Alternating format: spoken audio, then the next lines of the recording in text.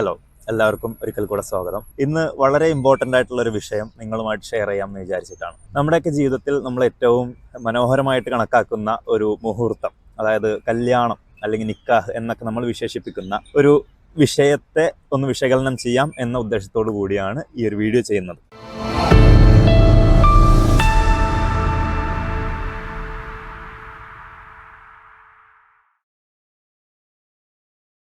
കല്യാണം നമ്മൾ പല വിധത്തിൽ കാണുന്നതാണ്.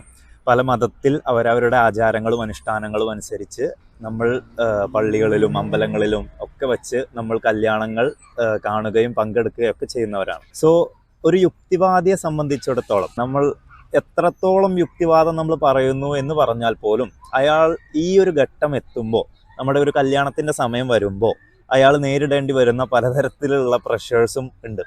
അതായത് നമ്മളുടെ യുക്തിബോധം അല്ലെങ്കിൽ നമ്മുടെ മനസാക്ഷി അനുസരിച്ചാണെങ്കിൽ നമ്മൾ ഈ പറയുന്ന ഈ അനാവശ്യമായിട്ടുള്ള ഈ ചടങ്ങുകളും കാര്യങ്ങളും ഒന്നും തന്നെ നമ്മൾ പാലിക്കാൻ ബാധ്യസ്ഥരല്ല യുക്തിവാദികളെ സംബന്ധിച്ചിടത്തോളം. എന്നാലും നമ്മൾ ഈ പറയുന്ന പല യുക്തിവാദികളെയും നമ്മൾ കാണുന്നത് ഇങ്ങനെ ഒരു കല്യാണത്തിന്റെ സമയം വരുമ്പോൾ അവര് ഈ പറയുന്ന ചടങ്ങുകൾക്കും ഈ പറയുന്ന നിക്കാഹിനും ഒക്കെ കീഴ്പ്പെട്ട് കൊടുക്കുന്ന ഒരവസ്ഥ നമ്മൾ കാണുന്നത് അവരത്രയും കാലം സ്നേഹിച്ച ആ ഒരാളെ നഷ്ടപ്പെടുമെന്ന വേവലാതി, അതുപോലെ തന്നെ നമ്മൾ അവളുടെ അല്ലെങ്കിൽ അവൻ്റെ കുടുംബം നമ്മളുടെയും കുടുംബമാണെന്ന് കണ്ടിരുന്ന ആ ഒരു കുടുംബം ശിഥിലമാകും എന്നുള്ള ഒരു ഭയാനകമായിട്ടുള്ള ഒരു ചിന്തയിൽ നിന്നാണ് നമുക്ക് ഈ പറയുന്നതിനൊക്കെ നമ്മൾ സാക്രിഫൈസ് ചെയ്ത് കൊടുത്തുകൊണ്ട് നമ്മുടെ സ്വന്തം മനസാക്ഷിയെ പോലും നമ്മൾ അടിയറവ് വെച്ചുകൊണ്ട് ഈ പറയുന്ന ചിട്ടവട്ടങ്ങൾക്ക് നമ്മൾ കീഴ്പ്പെട്ട് കൊടുക്കേണ്ടി വരുന്നത്. പേഴ്സണലി ഞാൻ ഈ പറഞ്ഞ എല്ലാ പ്രതിസന്ധികളും ഞാൻ എൻ്റെ ജീവിതത്തിലും എൻകൗണ്ടർ ചെയ്യേണ്ട അവസ്ഥ വരും. സോ യുക്തിവാദം എന്നുള്ളത് കൊണ്ട് ഞാൻ പേഴ്സണലി ഉദ്ദേശിക്കുന്നത് നമ്മൾ യൂട്യൂബിലോ ഇൻസ്റ്റഗ്രാമിലോ വാക്കുകൾ കൊണ്ട് കസരത്ത് നടത്തുക അല്ലെങ്കിൽ വീഡിയോസ് ഇടുക എന്നതിലെല്ലാം ഉപരി നമ്മുടെ ജീവിതം കൊണ്ട് തന്നെ ഇത് നമുക്ക് ആളുകൾക്ക് കാണിച്ചു കൊടുക്കാൻ അല്ലെങ്കിൽ വരും തലമുറക്ക് നമുക്കിത് കാണിച്ചു കൊടുക്കാൻ കഴിയണം എന്ന ഒരു ആഗ്രഹത്തോടു കൂടി ജീവിക്കുന്ന ഒരാളാണ് ഞാൻ.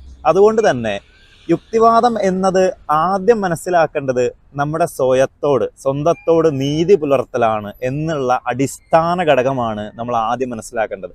അതല്ലാതെ നമ്മൾ ഇത്രയും കാലം വളർത്തി വലുതാക്കിയ നമ്മുടെ മാതാപിതാക്കളോടുള്ള ബഹുമാനക്കേടോ അല്ലെങ്കിൽ ഈ പറയുന്ന സൊസൈറ്റിയിലുള്ള മുതിർന്നവർ പറയുന്നതിനെ നിന്ദിക്കലോ ഒന്നും തന്നെയല്ല. നമ്മുടെ സ്വന്തത്തോട് നമ്മുടെ മനസ്സാക്ഷിയോടുള്ള നീതി പുലർത്തലാണ് യുക്തിവാദത്തിൻ്റെ അടിസ്ഥാന ഘടകം എന്ന് പറയുന്നത്. നമ്മൾ മനസ്സിലാക്കുന്ന കാര്യങ്ങൾ നമ്മൾ ഈ മോഡേൺ കാലഘട്ടത്തിൽ നമ്മൾ ഓരോ കാര്യങ്ങൾ കാണുകയും പഠിക്കുകയും മനസ്സിലാക്കുകയൊക്കെ ചെയ്യുന്നതിൻ്റെ അടിസ്ഥാനത്തിൽ ഏറ്റവും അപ്ഡേറ്റഡ് വേർഷൻസ് നമ്മൾ മനസ്സിലാക്കുകയും ഉൾക്കൊള്ളുകയും അതിനനുസരിച്ച് പ്രവർത്തിക്കുകയും ചെയ്യുമ്പോഴാണ് നമ്മളൊരു അപ്ഡേറ്റഡ് ബീയിങ് ആയിട്ട് മാറുന്നത്. അതല്ലാത്ത പക്ഷം നമ്മൾ ഈ പറയുന്ന നമ്മുടെ ഉപ്പുപ്പമാര് ഇത്ര പ്രായത്തിൽ കല്യാണം കഴിച്ചിരുന്നു, അല്ലെങ്കിൽ നമ്മുടെ ഈ പറയുന്ന വല്യപ്പാര് ഇങ്ങനെ ചെയ്തിരുന്നു അങ്ങനെ ചെയ്തിരുന്നു എന്നൊക്കെ പറഞ്ഞ് അതന്നെ നമ്മൾ ഇന്നും ചെയ്യണം എന്ന് പറയുന്നത് പ്രാകൃതമായിട്ടുള്ള ഒരു ചിന്താഗതിയാണ്. അതല്ല നമ്മൾ ചെയ്യേണ്ടത്. നമ്മൾ കാലം മാറുന്നതിനനുസരിച്ച് നമ്മൾ മാറണം. കാലത്തിന്റെ മൊറാലിറ്റി മാറുന്നതിനനുസരിച്ച് നമ്മുടെ മൊറാലിറ്റിയും മാറണം. അപ്പോഴേ നമ്മളൊരു അപ്ഗ്രേഡിങ് വേർഷൻ ആവുള്ളൂ. അപ്പോഴേ ഉപകാരപ്രദമായിട്ട് നമുക്ക് മാറാൻ കഴിയുകയുള്ളൂ.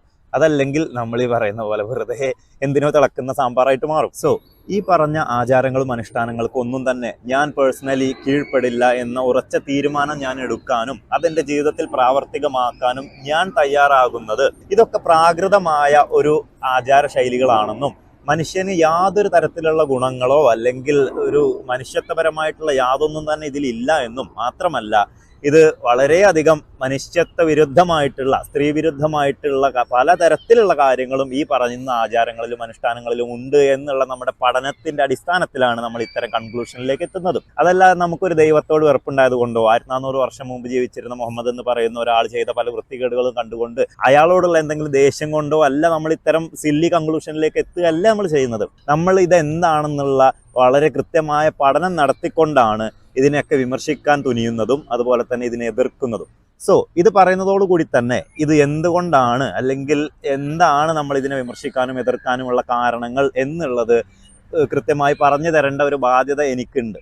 കാരണം എൻ്റെ കുടുംബക്കാരും ഈ പറയുന്ന എൻ്റെ ഭാവിയിൽ വരാൻ സാധ്യതയുള്ള കുടുംബക്കാരും എൻ്റെ സൊസൈറ്റിയിലുള്ളവരും തലമുറയിലുള്ള ആളുകളും ഒക്കെ തന്നെ എന്താണ് നമ്മുടെ നിക്കാഹ് അല്ലെങ്കിൽ കല്യാണം, ഇസ്ലാമിലെ കല്യാണം എന്താണെന്നുള്ളത് അറിയണം. അത് അറിയാത്തത് കൊണ്ടാണ് നമ്മൾ ഈ പറയുന്ന നിക്കാഹ് കഴിച്ചാലേ നമുക്കൊരു നല്ല സന്തുഷ്ടമായ കുടുംബം മുന്നോട്ട് കൊണ്ടുപോകാൻ കഴിയൂ, അല്ലെങ്കിൽ നിക്കാഹാണ് എല്ലാത്തിനെയും അടിസ്ഥാനം, നിക്കാഹ് ചെയ്തിട്ടില്ലെങ്കിൽ ഭയങ്കര ഇതാണ്, എന്നൊക്കെ പറയുന്ന, നിക്കാഹ് ചെയ്യാത്തവരൊക്കെ വ്യഭിചരിക്കുന്നവരാണ് എന്നൊക്കെ പറഞ്ഞ് നടക്കുന്ന കുറേ ആളുകളുണ്ട്. സോ ഇതൊക്കെ ഒന്ന് എക്സ്പോസ് ചെയ്യണം എന്ന ഒരു ഉദ്ദേശത്തോടു കൂടിയാണ് ഞാൻ ഈ വീഡിയോ ചെയ്യുന്നത്. ഞാൻ നേരത്തെ പറഞ്ഞ പോലെ നമ്മുടെ മനുഷ്യർക്കിടയിൽ പലതരത്തിലുള്ള മനുഷ്യത്വരഹിതമായിട്ടുള്ള ആചാരങ്ങളും അനുഷ്ഠാനങ്ങളും നിലനിർത്തി പോന്നിരുന്നു. എന്നാൽ അതൊക്കെ നമ്മൾ ഇന്നെടുത്ത് തോട്ടിൽ കളഞ്ഞിട്ടുണ്ട്. ഒരു ഉദാഹരണത്തിന് പറയുകയാണെങ്കിൽ, സതി എന്ന് പറയുന്ന ഹിന്ദുക്കൾക്കിടയിൽ ഉണ്ടായിരുന്ന ഭർത്താവ് മരിച്ചു കഴിഞ്ഞാൽ അതേ ചിതയിൽ ചാടി സ്ത്രീയും ആത്മഹത്യ ചെയ്യണം എന്ന് പറയുന്ന ഒരു ആചാരം ഇന്ന് വളരെയധികം ക്രൈമായിട്ടുള്ളൊരു കാര്യമാണ്. കാരണം ഒരു മനുഷ്യൻ്റെ ജീവന് യാതൊരു പ്രാധാന്യവും നൽകാത്ത, അല്ലെങ്കിൽ ഒരു ഇൻഡിവിജ്വൽ എന്ന നിലക്ക് ഒരു വ്യക്തിക്ക് കൊടുക്കേണ്ട യാതൊരു പരിഗണനയും കൊടുക്കാത്ത തരത്തിലുള്ള കാര്യങ്ങളൊക്കെ തന്നെ നമ്മുടെ ഈ പറയുന്ന ലേറ്റസ്റ്റ് മൊറാലിറ്റി നമ്മൾ മനസ്സിലാക്കിക്കൊണ്ടാണ് പഴയ മൊറാലിറ്റി എടുത്ത് നമ്മൾ തോട്ടിക്കളയുന്നത്. സോ അതുപോലെ തന്നെയാണ് നമ്മൾ ഈ പറയുന്ന ഈ ഏതൊരു മതത്തിൻ്റെ ഗ്രന്ഥം നോക്കി നമ്മൾ ജീവിക്കാൻ തുനിഞ്ഞാലും നമുക്കൊരിക്കലും എവല്യൂഷൻ എന്ന് പറയുന്ന ഒരു കാര്യം ആ നമ്മൾ ചെയ്യുന്ന അനുഷ്ഠാനങ്ങളിലും ആചാരങ്ങളിലും നമുക്ക് പുലർത്താൻ കഴിയില്ല. കാരണം നമ്മൾ മാറുന്ന ലോകത്തെ തിരിച്ചറിയാതെ അന്നത്തെ ആ ബുക്ക് എന്നാണോ എഴുതപ്പെട്ടത് അതേ കാലഘട്ടത്തിലെ ആചാരങ്ങളും അനുഷ്ഠാനങ്ങളുമാണ് നമ്മൾ നിർവഹിക്കാൻ ബാധ്യസ്ഥരാവുന്നത്. സോ ഇതൊക്കെ എന്തുകൊണ്ടാണെന്ന് വെച്ചാൽ, നമുക്കറിയാം, ഒരു 12,000 വർഷം മുമ്പാണ് നമ്മുടെ കൃഷി തുടങ്ങുകയും മനുഷ്യർ കൂട്ടമായി ജീവിക്കാൻ തുടങ്ങുകയൊക്കെ ചെയ്യുന്നത്. അതിനുശേഷം ഈ പറയുന്ന കാലം പോകെ പോകെ ട്രൈബ്സ് ഉണ്ടാവുകയും അതുപോലെ തന്നെ നമ്മൾ ഈ പറയുന്ന ഗോത്രങ്ങളായിട്ട് പിരിയുകയും പല ഗോത്രങ്ങൾ മറ്റു ഗോത്രങ്ങൾ ആക്രമിക്കുകയും ഒക്കെ ചെയ്യുന്ന കാലഘട്ടത്തിൽ അന്നുണ്ടായിരുന്ന അവരുടെ മൊറാലിറ്റി എന്ന് പറയുന്നത് ഈ പറയുന്ന പോലെ അടിമകളെ വെക്കാം, അല്ലെങ്കിൽ ഒരു ഗോത്രത്തെ പോയി കീഴടക്കി അവരുടെ സ്വത്തുക്കളും അവരുടെ പെണ്ണുങ്ങളെയൊക്കെ സ്വന്തമാക്കാം എന്ന് പറയുന്ന മൊറാലിറ്റിയെ അല്ല നമുക്ക് ഇന്നുള്ള മൊറാലിറ്റി. നമുക്ക് ഇന്നിപ്പോൾ ചന്തയിൽ പോയിട്ട് ഒരു അടിമസ്ത്രീനെ മേടിക്കാൻ നമുക്ക് പറ്റൂല. അതുപോലെ തന്നെ നമുക്ക് അങ്ങനത്തെ യാതൊരു തരത്തിലുള്ള ഇൻഹ്യൂമൺ ആയിട്ടുള്ള കാര്യങ്ങളും നമുക്ക് കാണാൻ കഴിയില്ല. കാരണം നമ്മൾ ഇന്ന് ഏറ്റവും ലേറ്റസ്റ്റ് വേർഷൻ ഓഫ് മൊറാലിറ്റിയിലാണ് നമ്മൾ ജീവിക്കുന്നത് എന്നുള്ളതുകൊണ്ടാണ്. പക്ഷേ അതേ സമയം നമ്മൾ ഇത്തരം ഗ്രന്ഥങ്ങൾ എടുത്തു നോക്കിക്കഴിഞ്ഞാൽ അന്നത്തെ കാലത്തെ അവരുടെ മൊറാലിറ്റി മാത്രമാണ് നമുക്ക് കാണാൻ കഴിയുക. സോ ആ മൊറാലിറ്റി അല്ല നമുക്ക് ഇന്നിവിടെ പാലിക്കേണ്ടതും ശീലിക്കേണ്ടതും. അതുകൊണ്ട് തന്നെയാണ് നമ്മൾ ഇത്തരം കാര്യങ്ങൾ എന്താണെന്നുള്ളത് മനസ്സിലാക്കാതെ പോയി കഴിഞ്ഞാൽ നമ്മൾ ഈ കാലാകാലം നമ്മൾ അന്ന് എങ്ങനെയാണോ കല്യാണം കഴിച്ചിരുന്നത് അതേപോലെയാണ് നമ്മൾ ഇനിയും കല്യാണം കഴിക്കേണ്ടത് എന്ന് പറയുന്ന സെയിം മൊറാലിറ്റി ഉത്ഭവിക്കുന്നത് ഇത്തരം കാര്യങ്ങളിൽ നിന്നാണ്. സോ ഈ പറഞ്ഞ മൊറാലിറ്റി എന്ന് പറയുന്ന ഒരു സാധനം അത് എവല്യൂഷൻ വഴി മാറിക്കൊണ്ടേയിരിക്കുന്നൊരു സാധനമാണ്. The only sustainable thing is change.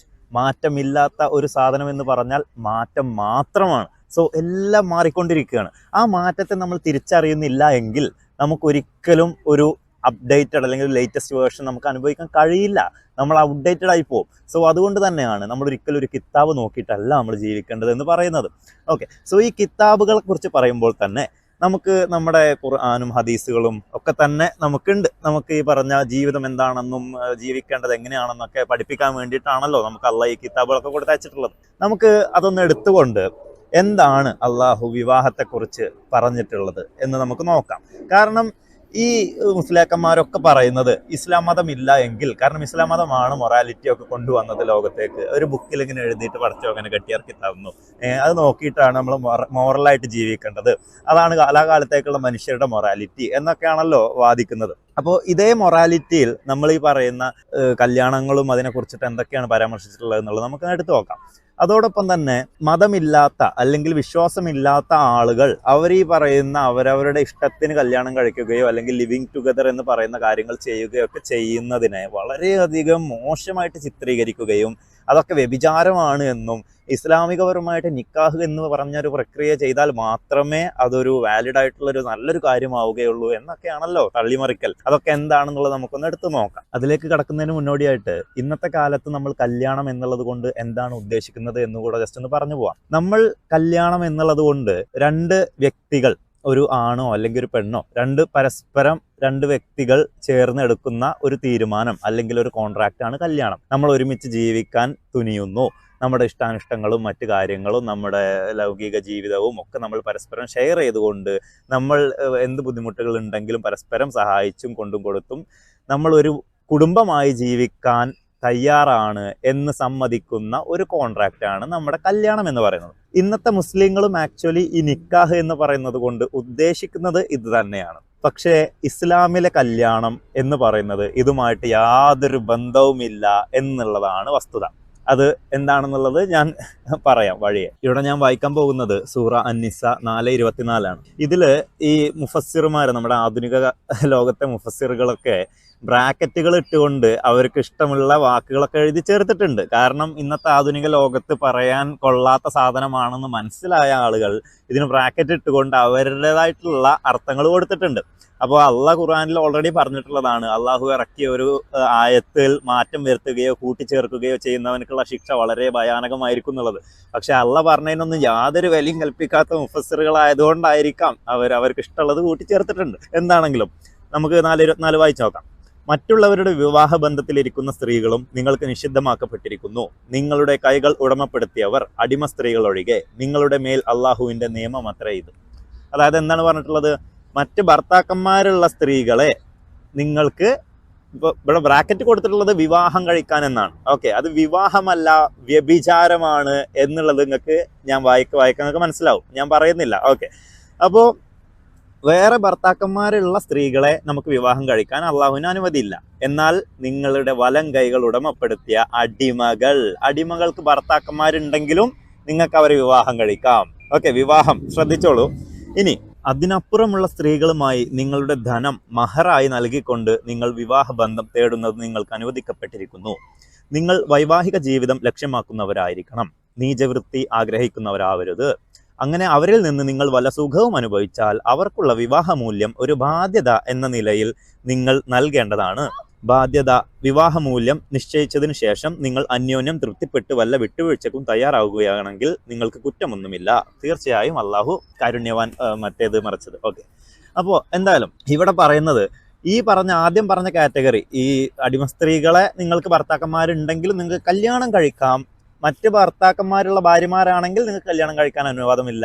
ഇനി അതിനും അപ്പുറമുള്ള ഏതെങ്കിലും സ്ത്രീ ആണെങ്കിൽ നിങ്ങൾ അവർക്ക് എന്താണ് മഹർ ധനമായി കൊടുത്തുകൊണ്ട് അവരിൽ നിന്നും നിങ്ങൾ വല്ല സുഖവും അനുഭവിച്ചാൽ നിങ്ങൾ അവർക്ക് മഹർ കൊടുക്കുക എന്നാണ് പറഞ്ഞത്. അപ്പൊ ഏതാണ് കൂട്ടരെ ഈ കല്യാണം കഴിക്കണതിന് നിങ്ങളിപ്പോൾ ഏതെങ്കിലും പെണ്ണിനെ കണ്ട് നിങ്ങൾക്ക് ഇഷ്ടപ്പെട്ടാൽ നിങ്ങൾ അവളോട് പോയിട്ട് ഞാൻ എനിക്ക് ഇത്ര രൂപ തരാം, ഞാൻ കുറച്ച് സുഖം എടുത്തോട്ടെ എന്ന് ചോദിക്കുന്ന ഏത് കല്യാണമാണ് നിങ്ങൾ കണ്ടിട്ടുള്ളത്? അതിന് നമ്മുടെ നാട്ടിൽ അല്ലെങ്കിൽ നമ്മുടെ ഇന്നത്തെ ഈ മോഡേൺ വേൾഡിൽ നമ്മൾ കല്യാണം എന്നാണോ അതിനെ വിളിക്കുക? അള്ളാഹു അനുവദിക്കപ്പെട്ട, നമുക്ക് ഇറക്കി തന്നിട്ടുള്ള നിയമമാണിത്. അതായത് കാലത്തേക്കുള്ള മനുഷ്യർക്ക് ഇറക്കി തന്നിട്ടുള്ള നിയമം. നമ്മളൊരു വേശ്യാലയത്തിൽ പോകുന്നു, ഒരു സ്ത്രീയെ കണ്ട് നമുക്ക് ഇഷ്ടപ്പെട്ട ഒരു സ്ത്രീയോട് നമ്മൾ പറയുകയാണ്, നീ എനിക്ക് സുഖം അനുഭവിക്കാൻ തന്നു കഴിഞ്ഞാൽ ഞാൻ നിനക്ക് ഇത്ര പൈസ തരാം. അപ്പൊ ആ സ്ത്രീ ചിലപ്പോൾ ബാർഗെയിൻ ചെയ്യും, ഇത്ര പൈസ പോരാ, ഇത്ര പൈസ വേണം. അങ്ങനെ നമ്മൾ അവസാനം ഒരു ഫിക്സഡ് എമൗണ്ടിൽ എത്തുകയാണ്. അപ്പൊ രണ്ടുപേരും പൊരുത്തപ്പെട്ടുകൊണ്ട് ഒരു എമൗണ്ടിൽ എത്തിക്കൊണ്ട് നമ്മളത് സുഖം എടുക്കുകയാണെങ്കിൽ, ആ പൈസ നീ മഹറായിക്കൊണ്ട് കൊടുക്കുകയാണെങ്കിൽ അത് നിനക്ക് അനുവദിക്കപ്പെട്ടിരിക്കുന്നു എന്നുള്ള എന്താ ഇതിനൊക്കെ പറയാം. അപ്പൊ എവിടെയാണ് ശരിക്ക് വ്യഭിചാരമുള്ളത്? ആരാണ് വ്യഭിചരിക്കുന്നത്? ഇത് ഈ ആയത്ത് തന്നെ, മുത്തയുടെ ആയത്ത് എന്നാണ് ഇസ്ലാമിക ലോകത്ത് അറിയപ്പെടുന്നത്. ഇത് നമ്മുടെ ഔത്താസ് യുദ്ധത്തിന് പോയപ്പോ മുഹമ്മദ് നബിയോട് അവിടുത്തെ സ്വഹാബികൾ വന്നിട്ട് അവിടെ പിടിച്ചിട്ടുണ്ടായിരുന്ന ഈ പറയുന്ന യുദ്ധം കഴിഞ്ഞ് ഭർത്താക്കന്മാരുള്ള ഭാര്യമാരെയൊക്കെ അടിമകളാക്കലാണല്ലോ പരിപാടി. അപ്പോൾ പിന്നെ സംരക്ഷിക്കാനാണെന്നാണ് പിന്നെ പറയാം. ഓക്കെ, എന്തെങ്കിലും ആയിക്കോട്ടെ, ഒക്കെ നമുക്ക് പിന്നെ ചർച്ച ചെയ്യാം. അപ്പോൾ ഈ പിടിച്ചെടുത്തിട്ടുള്ള ഭാര്യമാരെ, ഈ സ്ത്രീകളെ ഇവര് ലൈംഗികമായിട്ട് ബന്ധപ്പെടാൻ താല്പര്യം കാണിച്ചപ്പോൾ അവിടെ ഈ സ്ത്രീകളുടെ ഭർത്താക്കന്മാർ അവിടെ ഉണ്ടായ സമയത്ത് ഈ സ്വഹാബിമാർ വന്നിട്ട് നബിയോട് ചോദിച്ചതാണ്, നബിയെ ഈ ആണുങ്ങളൊക്കെ ഞങ്ങൾക്ക് അറിയുന്നതാണ്, ഈ ഭർത്താക്കന്മാരൊക്കെ ഞങ്ങൾക്ക് പരിചയമുള്ളതാണ്, അപ്പൊ ഇവരെ മുന്നിൽ വെച്ചിട്ട് എങ്ങനെ നബിയെ ഞങ്ങളിപ്പോൾ ഇവരായിട്ട് ലൈംഗികമായിട്ട് ബന്ധപ്പെടുക എന്ന് ചോദിച്ചപ്പോ നബിയെ ഇറക്കി കൊടുത്ത, അല്ലെങ്കിൽ അള്ളാഹു ഇറക്കി കൊടുത്ത ആയത്താണ് ഈ ആയത്ത്. എന്ത്? നിങ്ങൾക്ക് ഭർത്താക്കന്മാരുള്ള സ്ത്രീകളുമായിട്ട് ബന്ധപ്പെടാൻ നിങ്ങൾക്ക് അനുവാദമില്ല, എന്നാൽ അടിമ സ്ത്രീകളാണെങ്കിൽ നിങ്ങൾക്ക് യാതൊരു കുഴപ്പവുമില്ല. കാരണം എന്താ? ആ യുദ്ധത്തിൽ പിടിച്ചിട്ടുള്ള സ്ത്രീകൾ ഓൾറെഡി ഇവരുടെ അടിമകളാണ്, യുദ്ധത്തിൽ പിടിച്ചെടുത്തത് ഇവരുടെ മുതലാണ്. അപ്പോൾ ആ അടിമ സ്ത്രീകളുമായിട്ട് നിങ്ങൾക്ക് ഈ സെക്ഷൽ ഇന്റർകോഴ്സ് ചെയ്യാൻ താല്പര്യമുണ്ടെങ്കിൽ നിങ്ങൾക്ക് അതിന് യാതൊരു പ്രശ്നവുമില്ല. ഇത് അള്ളാഹ് നിങ്ങൾക്ക് ഇറക്കി തന്ന നിയമമാണെന്ന് പറഞ്ഞിട്ട് ഇറക്കി കൊടുക്കണ ആയത്താണ്. നിങ്ങളൊന്ന് ആലോചിച്ച് നോക്കൂ. സ്വന്തം ഭർത്താക്കന്മാരുടെ മുന്നിൽ വെച്ചുകൊണ്ട് ഭാര്യമാരെ പീഡിപ്പിക്കാൻ അനുവാദം കൊടുത്ത ഒരു അള്ളാഹുവിനെ കുറിച്ചാണ് നമ്മൾ സംസാരിക്കുന്നത്. എന്നിട്ട് അതിനെ കല്യാണം എന്ന് പേരിട്ട് ബ്രാക്കറ്റിലിട്ടിട്ട് വെളുപ്പിക്കുന്ന പരിപാടി. അപ്പൊ ഇതൊക്കെ എന്താണ് കൂട്ടരെ നമ്മൾ സംസാരിച്ചുകൊണ്ടിരിക്കുന്നത്? ഇനി എന്താണ് നിക്കാഹ്? ഈ നമ്മുടെ ഇസ്ലാമിലെ നിക്കാഹും അതിന്റെ കുറച്ച് കാര്യങ്ങളും വിശകലനങ്ങളും ഒക്കെ ഞാൻ ഫത്ഹുൽ മുഈൻ എന്ന് പറയുന്ന ഇസ്ലാമിന്റെ കർമ്മശാസ്ത്ര ഗ്രന്ഥത്തിൽ നിന്ന് നിങ്ങൾക്ക് വായിച്ചു തരാം. അപ്പോൾ നിങ്ങൾക്ക് ഏറെക്കുറെ ഒരു ഐഡിയ കിട്ടും എന്താണ് ഇസ്ലാമിന്റെ കോണം എന്നുള്ളത്. നിക്കാഹ് എന്ന് പറയുന്ന വാക്കിന് നിങ്ങൾ ഗൂഗിൾ ചെയ്ത് നോക്കിക്കഴിഞ്ഞാൽ നിങ്ങൾക്ക് അർത്ഥം കാണാൻ കഴിയും. മാരേജ്, സെക്ഷൽ ഇന്റർകോഴ്സ്, ഫക്ക് എന്നൊക്കെയാണ് അതിന്റെ അർത്ഥം. അതായത് ഈ പറയുന്ന ഒരു വ്യഭിചാരം എന്നതിലുപരി ഇസ്ലാമിലെ കല്യാണത്തിന് നിങ്ങൾക്ക് യാതൊന്നും തന്നെ അർത്ഥമാക്കാൻ കഴിയുകയില്ല. ഞാൻ നിങ്ങൾക്ക് ഒരുപാട് ഉദാഹരണങ്ങൾ ഇപ്പോൾ വായിച്ചു തരാം. ഭോഗതൽപരനായ ഒരാൾ ആരാധനയിൽ മുഴുകി കഴിയുന്നവനാണെങ്കിൽ പോലും മഹറിനും വിവാഹമൂല്യം തനിക്ക് ഇണയായി കിട്ടുമ്പോഴത്തെ കാലം വസ്ത്രത്തിനും ആ ദിവസത്തെ ചെലവിനും കഴിവുള്ളവനാണെങ്കിൽ വിവാഹം സുന്നത്താവുന്നതാണ്. അതിനെന്നിട്ട് കൊടുത്തിട്ടുള്ള ഒരു പിന്നീടുള്ള ഭക്ഷണ ചെലവും മറ്റും വിവാഹം സുന്നത്താകാനുള്ള നിബന്ധനയായി പരിഗണിക്കപ്പെടുന്നതല്ല. അതായത് ഒരു ദിവസത്തെ ഭക്ഷണത്തിനും ഡ്രസ്സ് മേടിക്കാനും ചെലവിനും ഒക്കെ ഉള്ള പൈസ ഉള്ള ഒരുത്തനാണെങ്കിൽ അയാൾക്ക് വിവാഹം ചെയ്യാൻ സുന്നത്താണെന്നാണ് പറഞ്ഞിട്ടുള്ളത്. അപ്പൊ എന്താണ് കൂട്ടരെ ഈ ഒരു ദിവസം ഈ പറയുന്ന ഭക്ഷണ ചെലവിനും ഡ്രസ്സ് മേടിക്കാനൊക്കെ പൈസ ഉണ്ടെങ്കിൽ നടത്താൻ പറ്റുന്ന വിവാഹം ഏതാണ്? ചിന്തിച്ചാൽ മതി. ഓക്കെ, ഇനി സംഭോഗ തൽപരനെങ്കിലും ചെലവിന് വകയില്ലാത്തവനാണെങ്കിൽ വിവാഹം ഉപേക്ഷിച്ച് വ്രതമനുഷ്ഠിച്ച് വികാര നിയന്ത്രണം വരുത്തുന്നതാണ് അഭികാമ്യം. മരുന്നുകൊണ്ട് വികാരം നിയന്ത്രിക്കാൻ പറ്റില്ല. അപ്പോ ഇവിടെ എന്താണ് സത്യത്തിൽ ഈ വിവാഹം കൊണ്ട് ഇവർ പറയുന്നത്? ഭോഗതൽപരനായിട്ടുള്ള ഒരാളുടെ ഈ ഒരു താല്പര്യത്തെ ഫുൾഫില്ല് ചെയ്യുക അല്ലെങ്കിൽ അതിനെ പൂർത്തീകരിക്കുക എന്നുള്ളത് മാത്രമാണ് വിവാഹം എന്ന് പറയുന്നത് ഇസ്ലാമിൽ. ഭോഗതൽപരനായിട്ടുള്ള ഒരാൾ നിസ്കരിക്കുന്ന ഒരാളാണ്, ദീൻ എത്ര ഉണ്ട് അതൊന്നും പ്രശ്നമല്ല. ഈ പറയുന്ന ഒരു ദിവസത്തെ വട്ടച്ചെലവിനുള്ള പൈസ ഉണ്ടെങ്കിൽ ഒരു പെണ്ണിന് ആ പൈസ കൊടുത്തുകൊണ്ട് അവനക്ക് വിവാഹം ചെയ്യാം. അപ്പോ ഇവിടെ എന്താണ് അള്ളാഹു വിവാഹം എന്നുള്ളത് കൊണ്ട് പറയുന്നത്? ഒരു ഭോഗതൽപരനായിട്ടുള്ള ഒരു പുരുഷന്റെ അവന്റെ താല്പര്യങ്ങൾ ഫുൾഫിൽ ചെയ്യാൻ, അത് നിവർത്തിച്ചു കൊടുക്കാനുള്ള ഒരു വസ്തു മാത്രമാണ് സ്ത്രീ എന്ന് പറയുന്നത്. ഇസ്ലാമിലെ സ്ത്രീ എന്ന് പറയുന്ന ഈ നിക്കാഹ് കഴിപ്പിച്ചു കൊടുക്കുന്ന പെൺകുട്ടി എന്നൊക്കെ നമ്മൾ വലിയ കാര്യത്തിൽ പറയുന്ന, അവൾക്ക് ഭയങ്കര സ്ഥാനമാനങ്ങളാണ് അത് ഇതെന്നൊക്കെ പറയാറുണ്ടല്ലോ. അവളുടെ സ്ഥാനം എന്ന് പറയുന്നത് ഈ പുരുഷന്റെ ഇഷ്ടം അല്ലെങ്കിൽ ഈ പറയുന്ന താല്പര്യം, ഭോഗ താല്പര്യം, സെക്ഷൽ ഇൻട്രസ്റ്റ് അത് നടത്തി കൊടുക്കാനുള്ള വെറും ഒരു വസ്തു മാത്രമാണ് ഇസ്ലാമിലെ സ്ത്രീ എന്ന് പറയുന്നത്. ഒരു പ്രവാചക വചനം ഞാൻ വായിച്ചു തരാം. പ്രവാചകൻ പറയുന്നു, നിങ്ങളുടെ ബീജം നിക്ഷേപിക്കാൻ അനുയോജ്യയായ ഇണയെ തിരഞ്ഞെടുക്കുക, അത് നിങ്ങൾ അനുയോജ്യമല്ലാത്തിടത്ത് പാഴാക്കരുത്. സോ ഇവിടെ ഒരു വിവാഹത്തിന് ഒരു സ്ത്രീയെ തിരഞ്ഞെടുക്കാനുള്ള മാനദണ്ഡമാണ് ഇപ്പൊ നമുക്ക് മുഹമ്മദ് നബി ഇവിടെ പറഞ്ഞു തന്നിട്ടുള്ളത്.